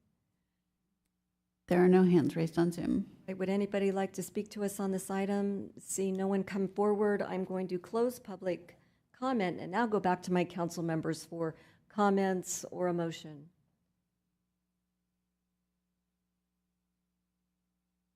Member Risto? Well, seeing if there's no other comments, I'll move to adopt the commission events policy in attachment 1 and the revised town council policy 5-03 commission budgets in attachment 2. Councilmember Moore? Second. Any further comments? Seeing none, I'm going to call the question. All in favor? Aye. Passes unanimously. I think we can still move on to item number 15 before we take a break without keeping staff waiting longer. So item number 15, this is to adopt a resolution to renew an ordinance approving a military equipment funding acquisition. So welcome, Captain. Morning. It was morning, now it's evening. Madam Mayor, esteemed members of council, this is my first time coming before you all, so we'll see how it goes, but very happy to be here. I did prepare a very short, hopefully, PowerPoint. What we're going to be talking about tonight is Assembly Bill 481. I will say before I start, everything that we talk about tonight, the report, which is a little bit lengthy, and all the associated attachments, they're all already available right now on our police department website. Should anybody that's watching at home or any of you want to look at it afterwards, it's all available right now. So with that, next slide, please.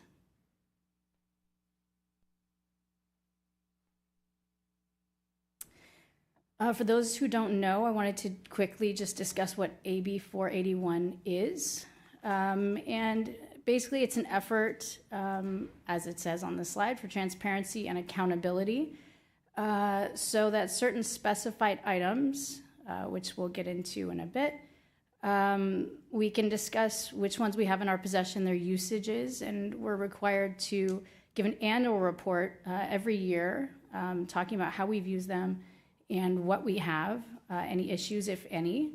And then the third component of the Assembly Bill is a public forum for input and engagement, part of which is tonight. Next slide. And a part of which is going to be a community meeting that will be held September 25th, very close to here, at the library. Anybody is invited to attend. And part of the Assembly Bill, of course, is that we do it after tonight's meeting so that it gives members of the public and yourselves opportunity to look at the information and digest it. And should you have any questions, you can feel free to join us at the community meeting, and we'll answer any additional questions that anybody has at that time. Next slide. In case anybody isn't already intimately familiar with all the equipment categories, I thought I would discuss which ones we fall into. Next slide. There are 15 reportable categories. Of them, there are 4 categories that we fall into here in Los Gatos. Category 1 is robots and what general public would consider drones or UAVs. Category 10 is specialized firearms and ammunition, less than .50 caliber rifles and ammunition.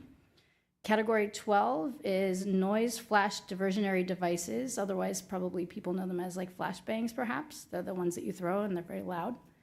Also including tear gas, OC, pepper spray, and then 14 is kinetic energy weapons and munitions, such as our 40 millimeter less than lethal launcher. Next slide.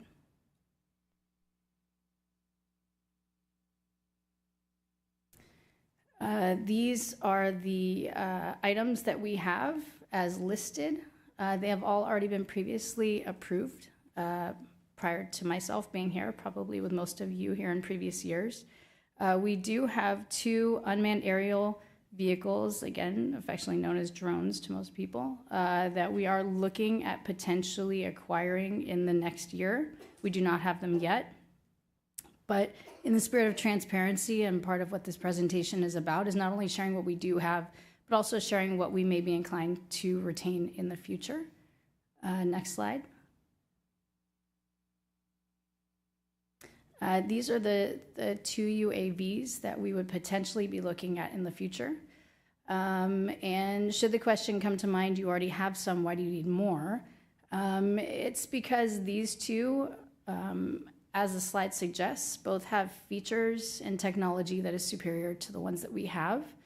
You know, similar to buying a new television or a new car, the technology is always changing. And such is the case with both of these pieces of equipment. One of them actually has the ability to fly over and no matter what the weather is, even if it's storming, it can somehow still maintain in the air and can help with crime scene reconstruction, which is amazing. And the other one has superior maneuverability to the ones that we have currently. Recently, there was an incident in town involving a different law enforcement agency, and we needed this technology in order to get inside kind of a cramped apartment. And the technology that we have in terms of the UAVs currently was not able to navigate. It was cluttered and low, and it was not successful. However, that agency had technology superior to ours, so we could see really the difference in how far the technology has come and is more adept at being able to be useful in those situations. Next slide. I cannot read it from here. There it is. We have not sought out or received, thank you, any equipment from the Department of Defense. There are these programs, 1208 and 1033, which some communities have taken advantage of, whereby equipment that is surplus from the military can be provided to communities. We have not taken part in those programs, and none of the equipment that we have was solicited from those programs. So I just wanted to make that clear. Next slide. I think you may have to click it, unless it's just dark again. It's just dark. That's okay. The next steps, it's okay. The next steps are that either, there it is, thank you, we can renew, you all can renew the ordinance as it already exists, which would allow us to continue the level of service that we have currently moving forward and to provide the high level of safety and security that we enjoy in our community. However, it is also your option to not renew, and should we go that direction, we would have to cease using all the equipment that we use currently. We would have to redesign our policies and procedures, and we do believe that that would negatively affect our ability to keep the public safe. I believe, this is where I'm testing how good my glasses are. I believe that the third box talks about the community meeting that we already discussed. And again, per the Assembly bill, you have to have it within 30 days of this meeting tonight. And next slide.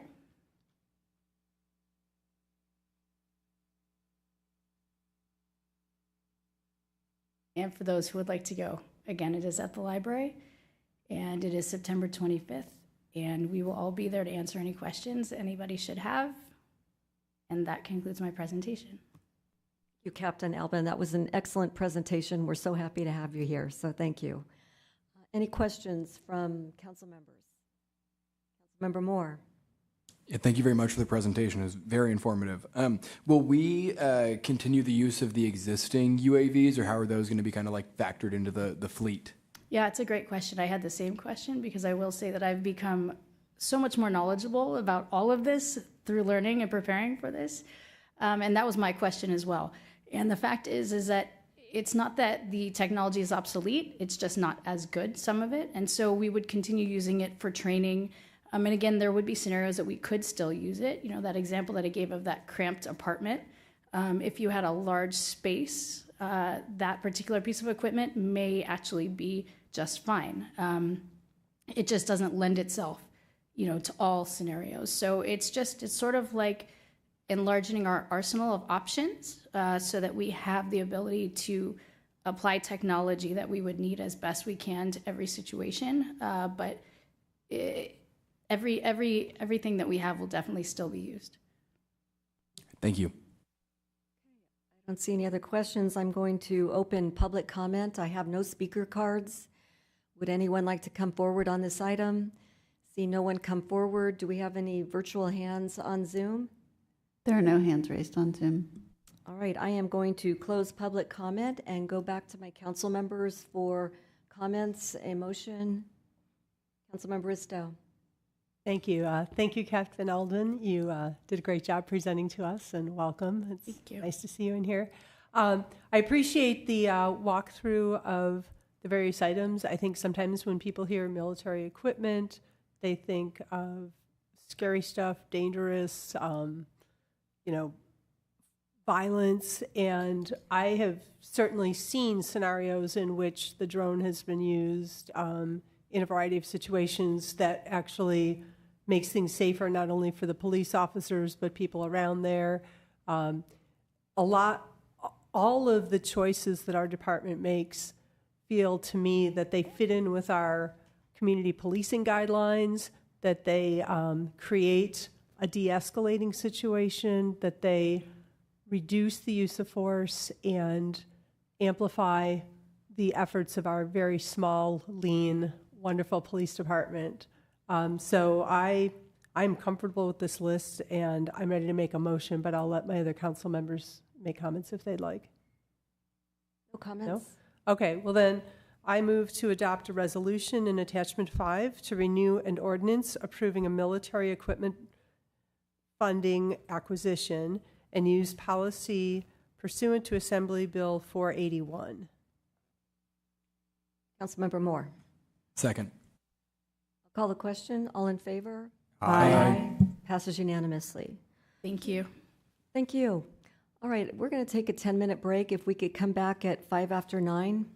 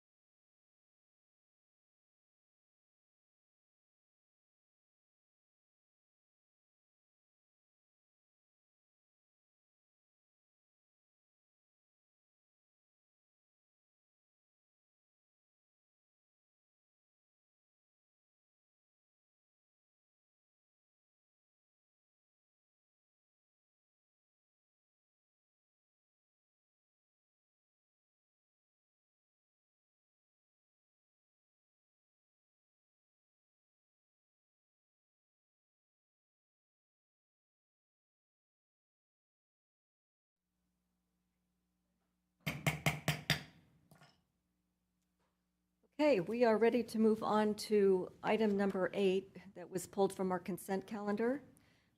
Ms. Nomura?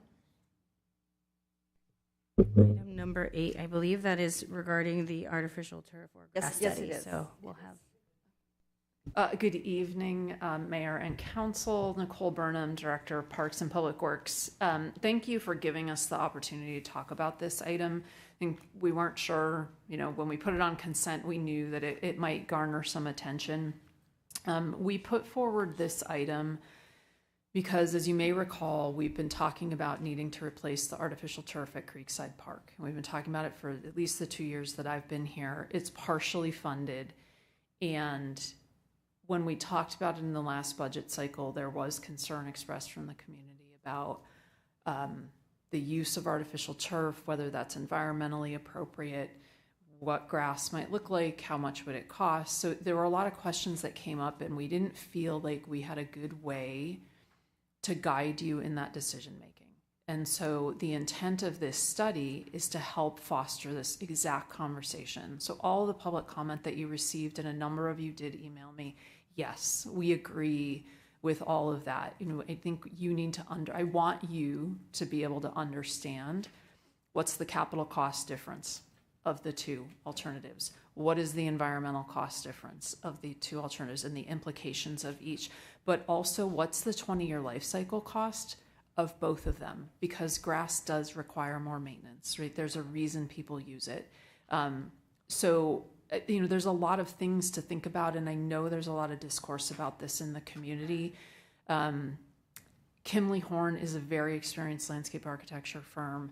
I know one of the speakers expressed concerns about whether it should be a landscape architect. I think landscape architects are uniquely suited to be, they would design, whether it's grass or artificial turf, so they know what it takes to design and what the advantages and disadvantages are. They have a sub-consultant that they will work with to help through the cost analysis, the 20-year life cycle cost, because to me, a lot of that's going to be about the maintenance need and how much staffing we need to maintain a grass field for that period of time. So with that, I will end the presentation, and happy to have more discussion about this. Councilmember Rennie? I think one comment you didn't cover yet was there was concern about whether this consultant could make appropriate evaluations on the human health elements. Can you talk about how we can get that covered? Yeah, I think that is a good question, and I think I can speak with them about that. I know they have done similar studies in other jurisdictions, and I'm assuming that issue has come up. If it can't be, if they feel like they need additional expertise for that beyond what's on their team right now, we can come back and have that conversation. I'd be happy to have that conversation with you. Councilmember Risto. Thank you. I do think we'll have a lot of questions, and we're looking at, the pros and cons over time of both options. One other concern I have, or I don't know if we can get input from them, would be from the water district, because I know, for example, an individual resident who wants to replace their lawn will not get reimbursement from Valley Water if they put in artificial turf. And there's a variety of reasons for that. One is it doesn't support life. It's not completely water-free. You still have to wash it down. But the compelling one to me is the concern about chemical leakage into groundwater. And so I know a lot of the discussion about the safety with artificial turf comes down to health risks to the users. I'm concerned about the health risks that could be unending for all of us who drink water, and what's done to mitigate that. What is the concern of our water supplier? I want to make sure that dimension is covered. And similarly, the impacts of pesticides and fertilizer. Both turf options can have impacts on our groundwater, so I would like to know if those impacts are understood and what's the balance between them as we try to make a decision that can impact everybody's future. Thank you. Vice Mayor. Thank you. And the reason that I asked to pull this was not to debate the points that were raised. It was really to ask the question, as the contract is structured, is there sufficient budget and time and capability to answer all 6 of the questions from council member and all 8 of the questions from Ms. Bond? I don't think I need to go through them one at a time, but that's really what I wanted to understand. As I sit here now, I think there is, because I think that the questions that everyone has raised are what we've contemplated. That's how we laid out the study, with the exception of the public health one. I think that maybe, but I think generally speaking, we can get through the questions that people have. Vice Mayor? And so what will the next step be with this after this report is written? And of course, when will the council get to engage on this? Yeah, no, great question. We, assuming it is acted on tonight, we will bring the report back to you with the consultant team. So you will be able to ask them questions directly. It may not be before the end of the year. It may be slightly after the first of the year, but. Okay, I would suggest that in order to be efficient, that we explicitly address the 6 questions of the council member and the 8 questions of Ms. Bond when that report comes back to us, and we can kind of walk through them one at a time. That's a great suggestion, and we can do that in the staff memo. I think I need to make sure I have the comments from Ms. Bond. So there was one speaker I was a little bit confused by who said they emailed today, but I don't think I received their comments yet, so I need some. Okay, I'm reading a desk item. Well, there you go. Which okay. is, yeah, it's then I it's have there, them. so, okay. All right, thank you. Okay, with that, I can open public comment. We had speakers earlier on this item. Can they speak again, or they've already spoken? They can speak on this item. Again? Yeah. Okay. All right, so I'm going to open public comment. See if anybody wants to come forward. Seeing no one come forward. Yes, please come forward.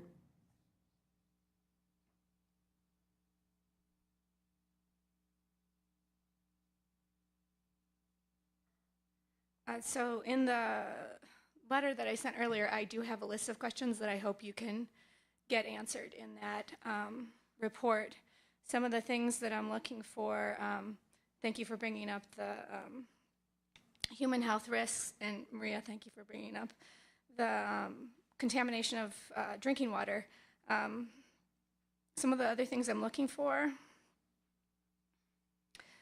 is that we are doing the cost comparison is apples to apples. When we're looking at modern plastic turf products, I want the evaluation to compare them against what's feasible for natural grass fields with modern turf cultivars, modern soil management practices, sustainable, that aren't using heavy loads of pesticides and fertilizers.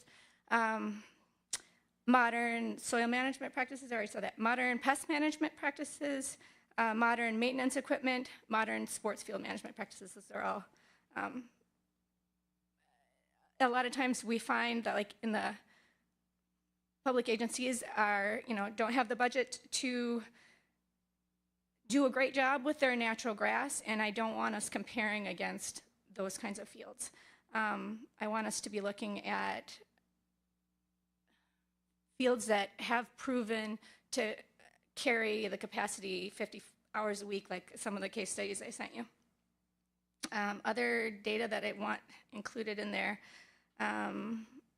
would be, I think I mentioned this earlier, evidence of non-polluting recycling at scale. I don't think it exists, even though the manufacturers say it does.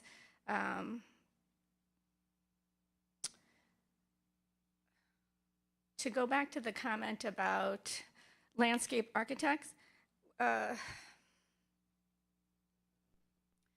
think it needs to be clarified how fields come into existence. Okay, so there's 3 different stages. There's the design, construction, and the management. The field is designed by a landscape architect.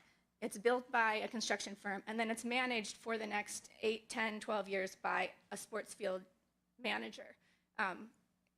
That could just be your facilities director, but that person needs support, and I don't know how a designer or a construction engineer has the experience to give guidance on that adequately. I think we need to find somebody who's done it successfully and get their feedback on design, construction, and management. Vice Mayor, followed by Councilmember Thank you. Moore. I might have asked this question earlier. Did you send this in? Because I'm not seeing it. Yeah, I sent it. In a desk item. I sent it very late. It was probably about 10 to 7. My name's Cynthia Fan. Oh, 10 to 7. Okay, that wouldn't be a desk item then. Okay, thank you. Yeah. Member Moore. Thank you. Thank you for being here, and I think this is super important, and I'm so glad to have your input. So to your last point, I think that makes sense. I'm wondering how I foresee this, whole process sort of working is that we'll have the evaluation from Kimberly Horn, but like all of our staff reports, it comes from, either the town manager or the director, and my sense is that Director Burnham, who would be, overseeing the fields at a very high level, would be, involved in sort of the creation of the report, in the what comes to us in the recommendation. Do you think her guidance would be sufficient to understand sort of the long-term management of the field? Because that's, her team's been doing that. Yeah. Yeah, so I think what's important to look at is how many hours of use you're getting on the natural grass fields you're trying to emulate. So start with the data that shows how many hours of use we're getting at Creekside right now and see how close we can get to that. If they're getting 50 hours of use per week, what's an example of a natural grass field that's getting that? And then get input from the manager of that field. That manager should know what kind of strategies are required to sustain that level of use. And I don't think we have a lot of examples of that in the Bay Area of natural grass fields sustaining that level of use. Okay, got it. Does that answer your question? Yeah, I think so. And I don't know if you want to jump in after comment or. Yeah, Director Burnham, did you? I would just. That consultant is getting on some of the natural grass fields it's advised on. Thank you. Yeah, thank you. Would anybody else like to speak to us on this item? See no one come forward. Do we have any virtual hands? We have 2 hands on Zoom. Leanne?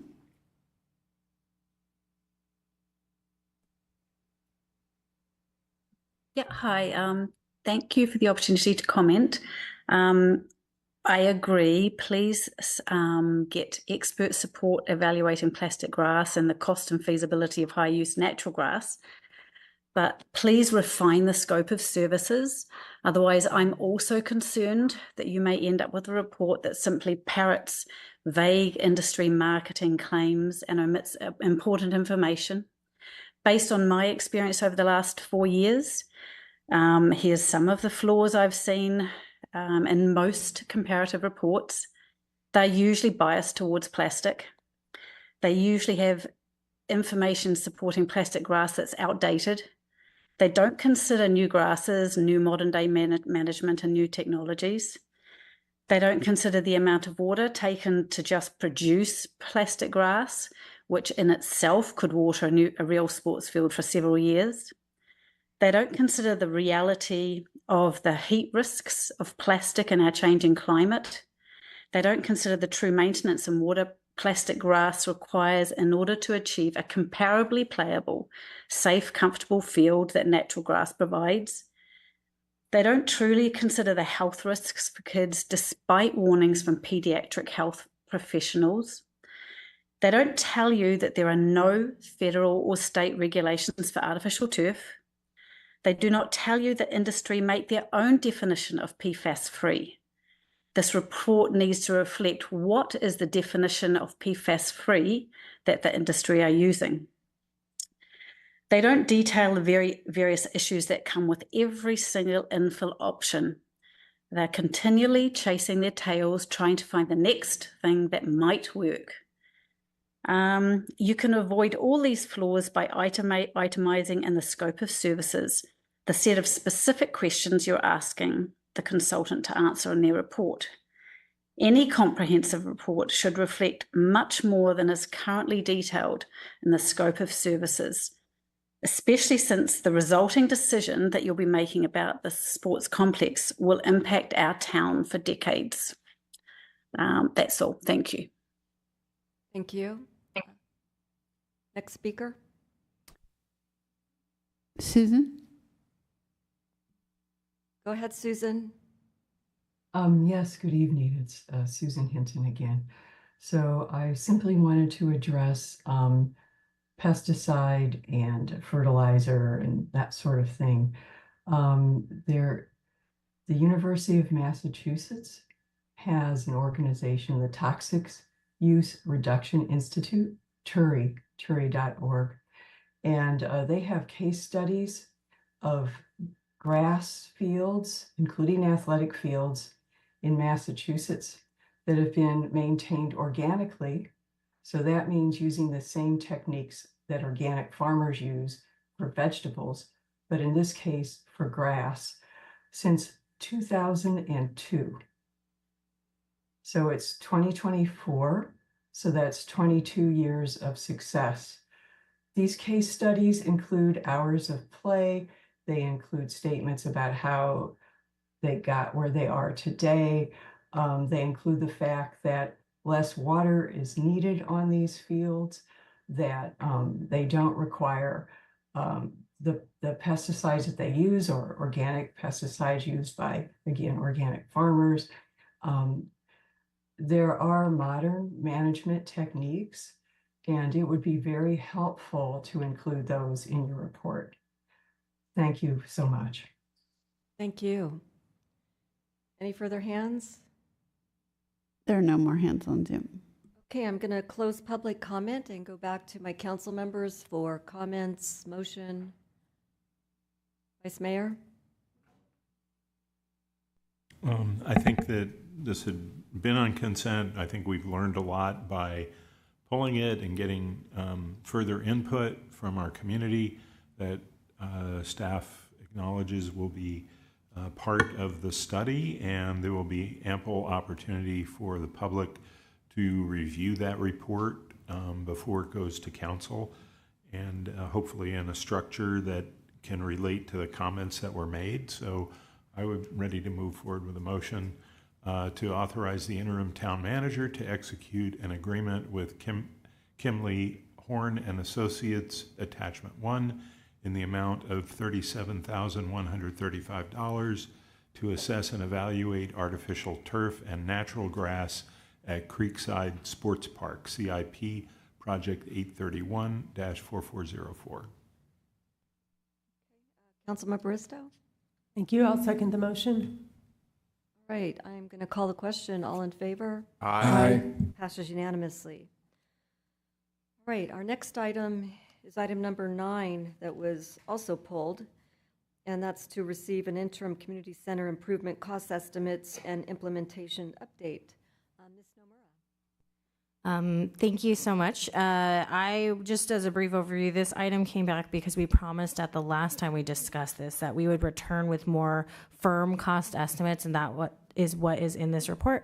I think this was pulled because there was a particular discussion or question in mind, so I would defer to the council. Vice Mayor? Yeah, thank you. I mean, I'm in agreement with the report, but it did raise one question, Ms. Nomura, that you pointed out to me, that had to do with the use of the hybrid meeting system, and the report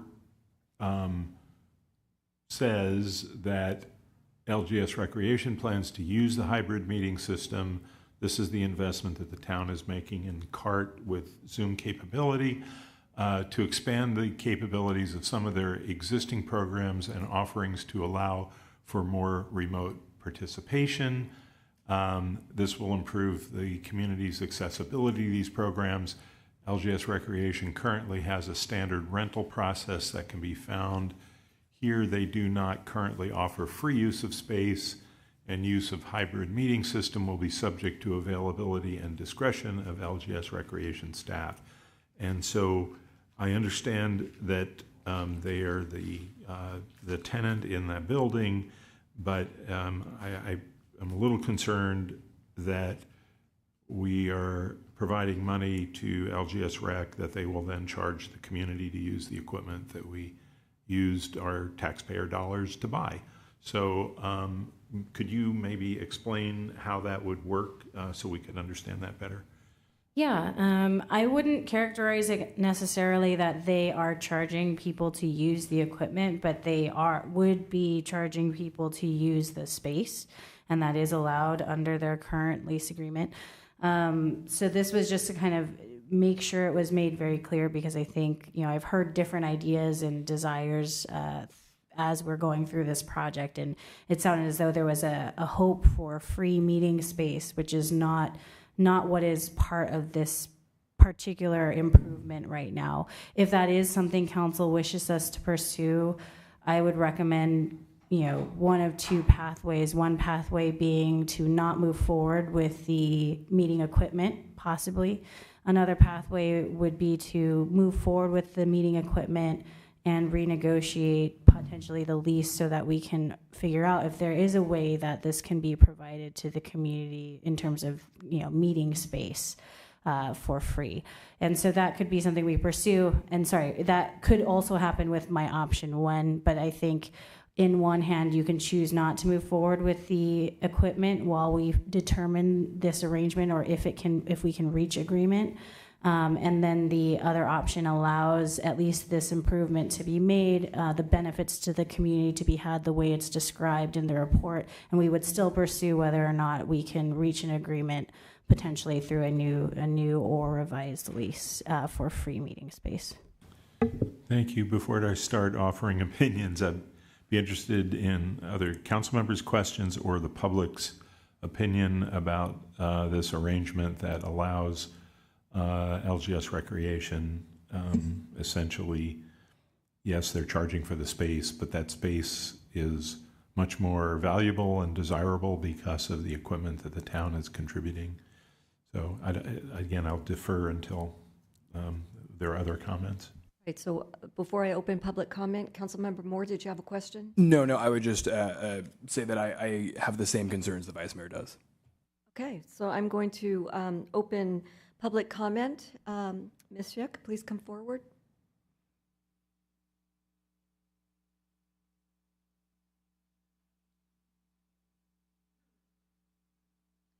So good evening again, and I want to start off by saying I really want to thank the council and the staff that this is moving ahead, that we see, concrete actions being taken and some of these improvements being approved and implemented, which I think is wonderful.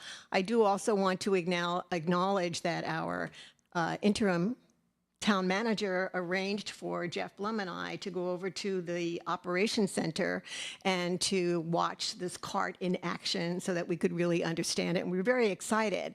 But as part of that conversation, we actually alluded to this same thing here, that it would be in the Los Gatos Recreation Center. And we were talking about, well, what if community groups want to use a room and have that ability to have remote access to whatever meeting that they're having. And it was brought out at that time, of course, that it was up to Los Gatos Recreation and their policies. And we expressed just some concerns about it. I think the larger picture is that we have very few spaces, if any, in this town where groups can meet and meet for free. One suggestion we came up with, we said, and quite frankly, I was impressed, I will say, or shocked at how inexpensive this system was. I was expecting it to be much more expensive than the $11,000. And I said, at one point we had talked about having 2 rooms with this ability. And I said, could we possibly get a second cart? But then the question became again, well, where could we put it where the public would have access to it, to reserve the space? I mean, is there space in the library? But then the library is not open at night, so that eliminates a lot of public, a lot of ability for different community groups to schedule a meeting room. But he does have, or they do have, meeting rooms in the library that you can reserve for free. So that would be another alternative, is to consider 2 carts instead of 1. But I just like to close with, I think, the bigger issue here is, I think it's wonderful. I think what Los Gatos Rec is going to be able to do is really beneficial to the older community and just the community in general for more access. But I think it highlights the need that we have in this community for spaces for the public to meet in that are free. Thank you. Thank you. All right. Mr. Fagot.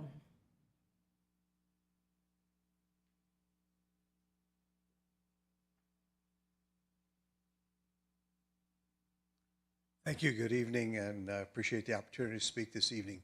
I underscore entirely the words of the speaker that was just before me on the issue of having meeting spaces for community groups in our town that are free or at least reasonably priced and with reasonable rules of decorum. The other point is that for the town to buy this equipment put into town-owned property makes sense, but then why would the leaser be able to charge an additional fee or an increased total for any rental that they would be doing for equipment that the town has purchased at its expense?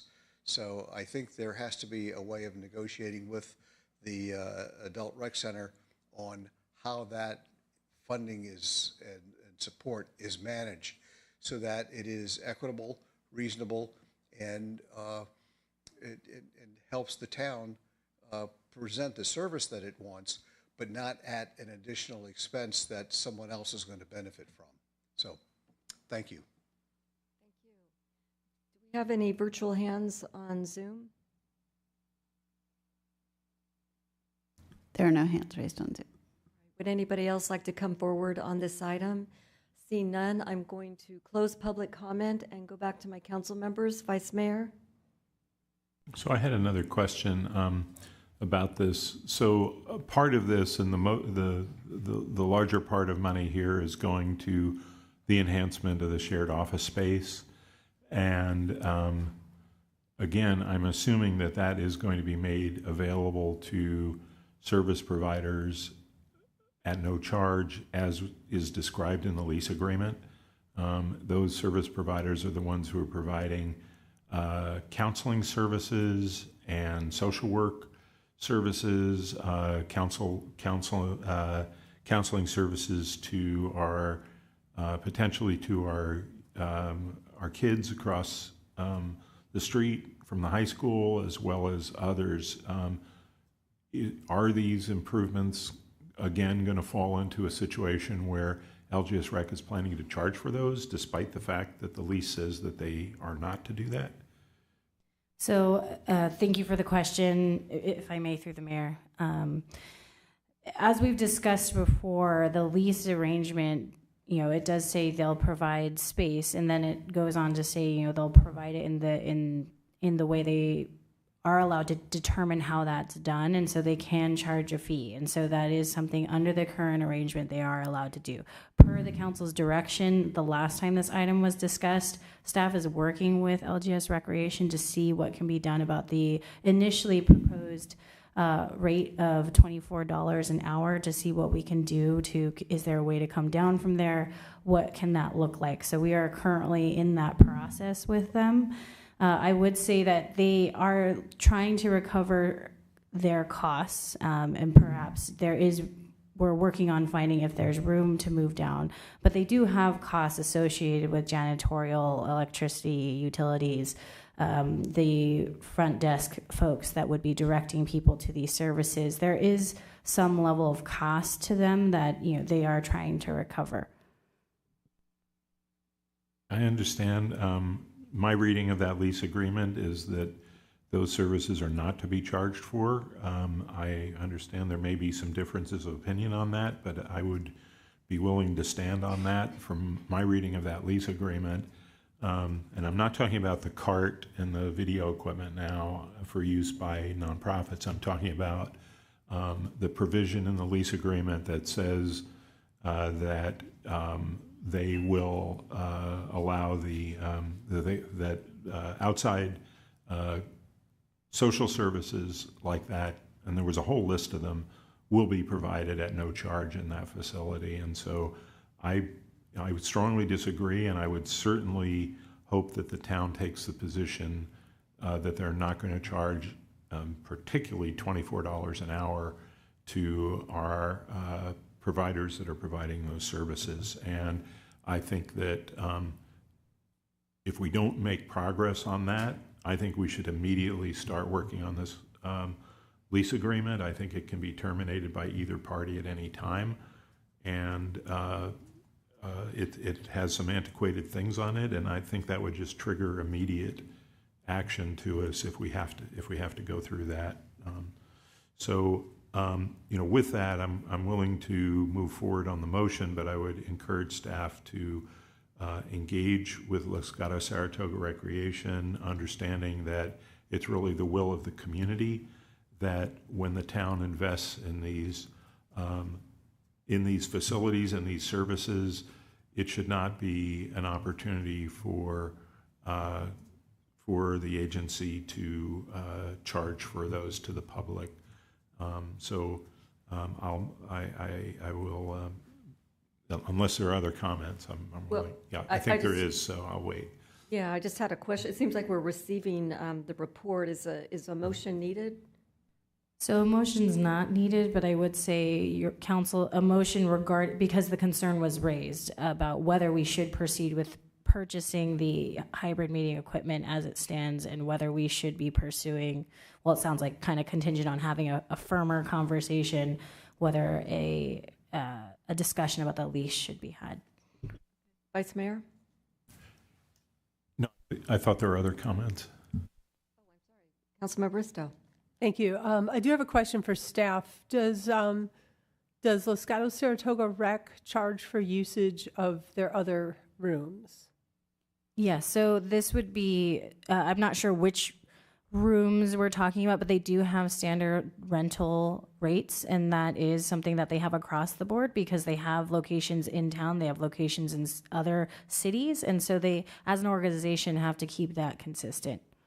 Okay. I mean, I guess when we get into talking about the lease later, we can do that. But what I look at is we are asking Los Gatos Saratoga Rec to schedule these rooms because if we've got, I guess we have two different things. But one is if right now a group wants to come and meet in a room that doesn't have Zoom equipment, if they've got to pay some kind of rent, what I would be more, an hourly fee, I would be concerned that as we invest in that space that it doesn't become prohibitively expensive. So I don't want to change a policy that they've got or say now that we're putting Zoom equipment in there, you can no longer charge if you've been charging. So I think we'll have to look at that. The other thing is in terms of the service providers, I think it's really important that the cost not be prohibitive. And I think $24 an hour sounds expensive, but I also recognize that as different service providers come in, there's overhead for Los Gatos Saratoga Rec in terms of scheduling those rooms, making sure that you don't have two different providers using the room at the same time. And, how do you have that kind of overhead and make sure the room is ready, the janitorial, increased use of the restrooms, et cetera. And so I think when we start talking about what the lease looks like, it's not my expectation that the usage is always free, but it should be pretty nominal to cover the costs. Further comments?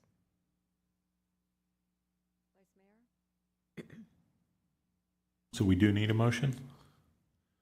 I thought you were going to make one, but I didn't think that we needed one. So we don't need a motion for this report. However, for this what is being discussed, I think it would be helpful for staff for your direction on whether we should or should not proceed with purchasing the hybrid meeting equipment, or if we should hold off on purchasing that equipment for potentially a discussion about the lease. Okay, so I would move forward with purchasing the equipment and to have vigorous discussions with Los Gatos Saratoga Recreation about this, and that whatever those charges are for the room, etc., we want to be really careful that it is cost recovery. And I imagine that scheduling a room doesn't take $24 worth of effort to schedule a room for an hour. I mean, I really think we need to think about that and go to the other provisions in the lease agreement that say that those services are not going to be charged, and that the town can use that facility for those purposes and provide those services that people need. Councilmember Risto. Well, I'm going to second the motion. If I understand the motion, it's to go ahead with the equipment, and the second step is to have a conversation about the lease. I don't want to get into all, if the motion is very, very specific about what the conversation is going to be, okay. If it's open, all right, then I second the motion. Any further comments? Seeing none, I'm going to call the question. All in favor? Aye. Passes unanimously. We'll move on to council manager matters. I will start with Councilmember Risto.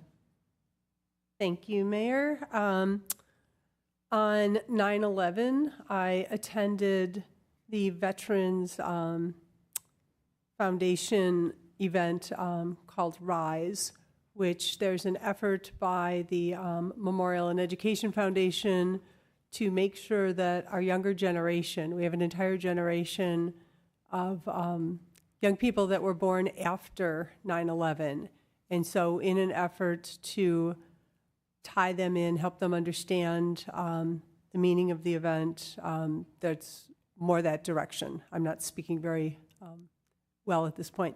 Anyway, it was a beautiful ceremony, and I look forward to seeing further engagement with high school students as they look toward outreach to try to include them.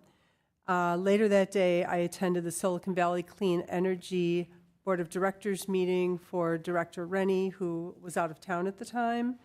And just a brief summary of that is the Board of Directors approved the annual budget and strategic focus areas for fiscal year 24-25 and adopted a resolution to recognize Clean Air Day. That will be the first Wednesday of October. The board also discussed the findings of a recent 24/7 Clean Pathway study to help guide the agency's future clean targets. And what is kind of exciting is Silicon Valley Clean Energy has a Silicon Valley Dream Home. It's a mobile, all-electric showcase, and people can tour it.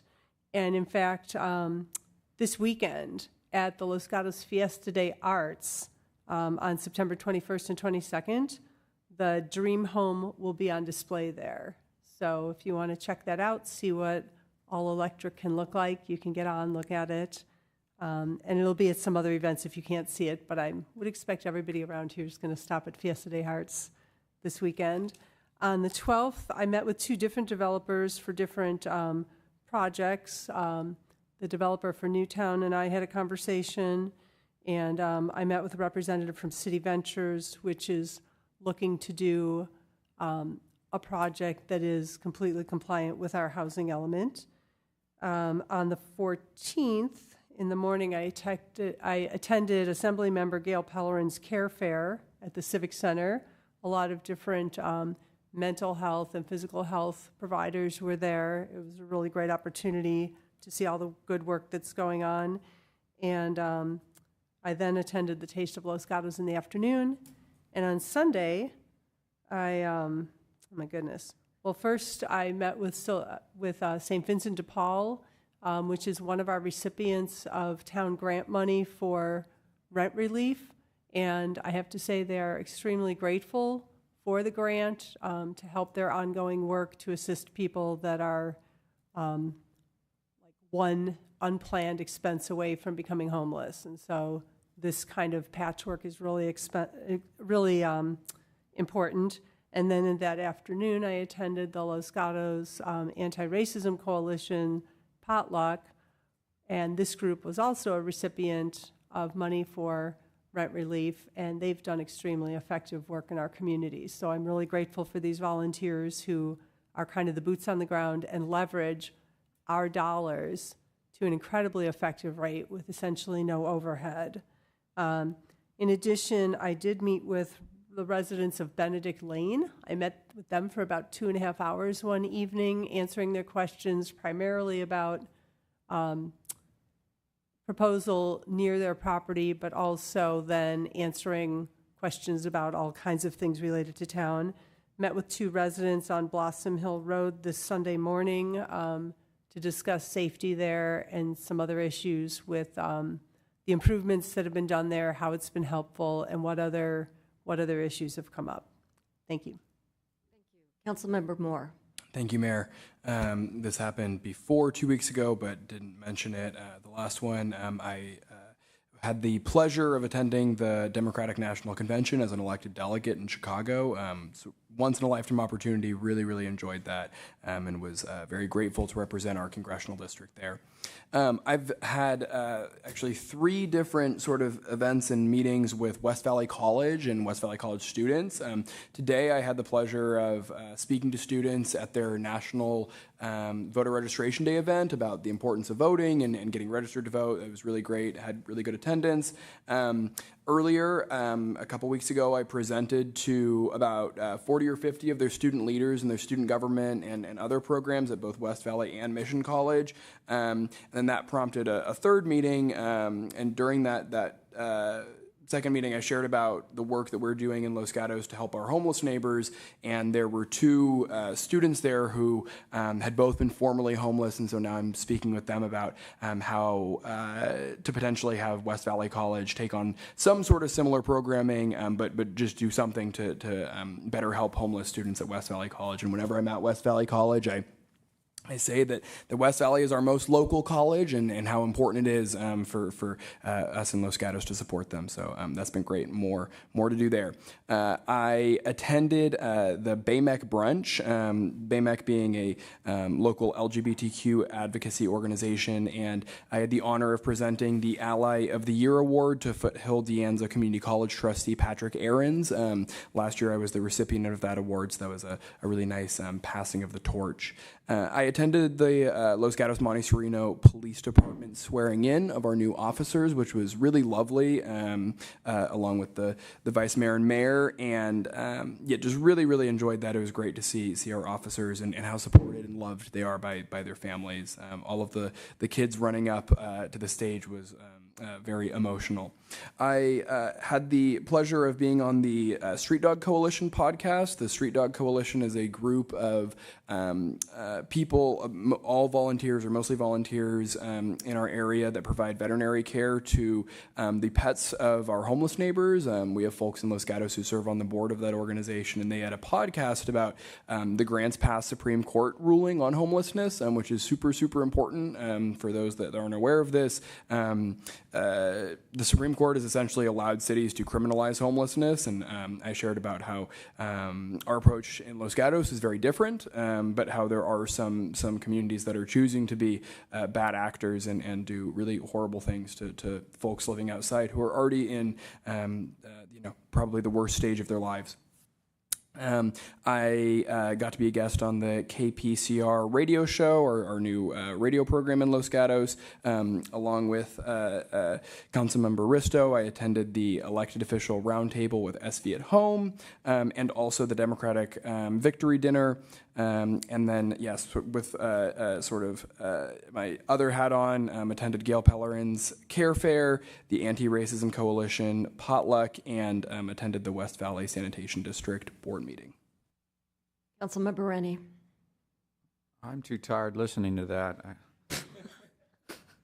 The only thing of significance I have to report is I also met with the City Ventures about their project on Los Gatos Boulevard next to the Rotten Robbie. And I have to say I really appreciate when the developers reach out and ask how can they make their project fit into Los Gatos better. Vice Mayor. Thank you. I met with 2 developers over the last couple of weeks, and I met with Paul Gunsky, who's the operator of the movie theater. He had some ideas that he's probably going to come forward with to even improve that experience. I had several meetings with Los Gatos Thrives Executive Committee and Community Center Development Group. A couple of announcements about that. One is the Los Gatos Thrives will be holding another workshop, this one a design workshop to kind of roll up, for the community to roll up its sleeves and say how many rooms, how big, what are they going to be used for, and come up with some recommendations that I think will find their way to council eventually. So that is on October 14, I believe. And hopefully we'll have a lot of participation from the community in that. I also met with some residents who are located next to developments, two different groups of people.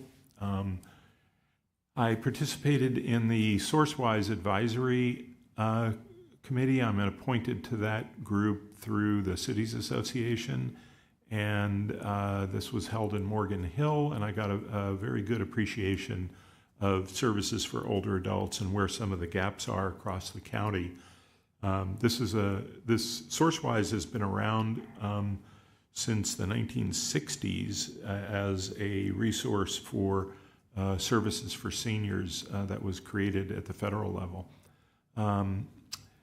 Let's see, I participated in a Finance Commission meeting, and then the swearing in ceremony. My comment about the police promotion and swearing in was very impressive to see how many police chiefs from the region came. I think it's really a testament to the stature and respect that our chief has and our department has, and I think it serves really well when we're looking to recruit folks. Our force is really very well appreciated in the greater Santa Clara County and Santa Cruz community. In fact, I think we had a chief from Monterey as well, so it was really amazing. We also, of course, attended the 9/11 memorial at the Torch, and I have to say that the mayor gave a really outstanding and moving speech that I think really highlighted the local aspects of this terrible event for our community. And we did I think I talked about site selection, and then met with some folks who are interested in the further use of the museum on Tate. So I think that pretty much covers it. Thank you. That leaves me. On September 5th, I participated in the West Valley Clean Water Authority board meeting, and the board unanimously recommended a legal name change to West Valley Stormwater Authority, which would eventually come to council as a consent item. There's too many boards and committees with water in it, and we felt that this would better identify what we actually do on that authority board. But later that same day, I participated in the West Valley Solid Waste Management Authority board meeting. On September 9th, I attended a meeting of the Finance Commission. And on September 10th, I also participated in the swearing in and promotion ceremony for the Los Gatos Monte Sereno Police Department. On 9/11, as you heard, I participated in the 9/11 event sponsored by the Veterans Memorial and Support Foundation. And on September 12th, I attended the Salvation Army Silicon Valley Women's Leaders Social Hour. And this is a part of a movement to mobilize resources to help women in need, expanding their emergency overnight shelter and transitional housing to include homeless single women. And with that, I'll turn it over to Ms. Nomura. Thank you so much. I just want to highlight that we have our event Screen on the Green on the 20th on Friday, so that'll be great. I believe at Oh, there we go. 6:15, we will have children's activities, and so the community is welcome to come, and then it'll be followed by the mayor providing welcoming remarks at 6:45 with a short Pixar film called Bounded, presented by the DEI Commission, and then the feature film of Disney's Wish will play at 7:15. Thank you. Ms. Whelan, do we have a closed session report? Yes, thank you, Mayor. I wanted to report that the Town Council met in closed session to discuss real property negotiations for 4 Tate Avenue in accordance with Government Code Section 54956.8, and there is no reportable action on that item. The Town Council also met in closed session to discuss anticipated litigation and potential initiation of litigation in accordance with Government Code Section 54956.9. And there's no reportable action out of that discussion either. And with that, this meeting is adjourned at 9:58.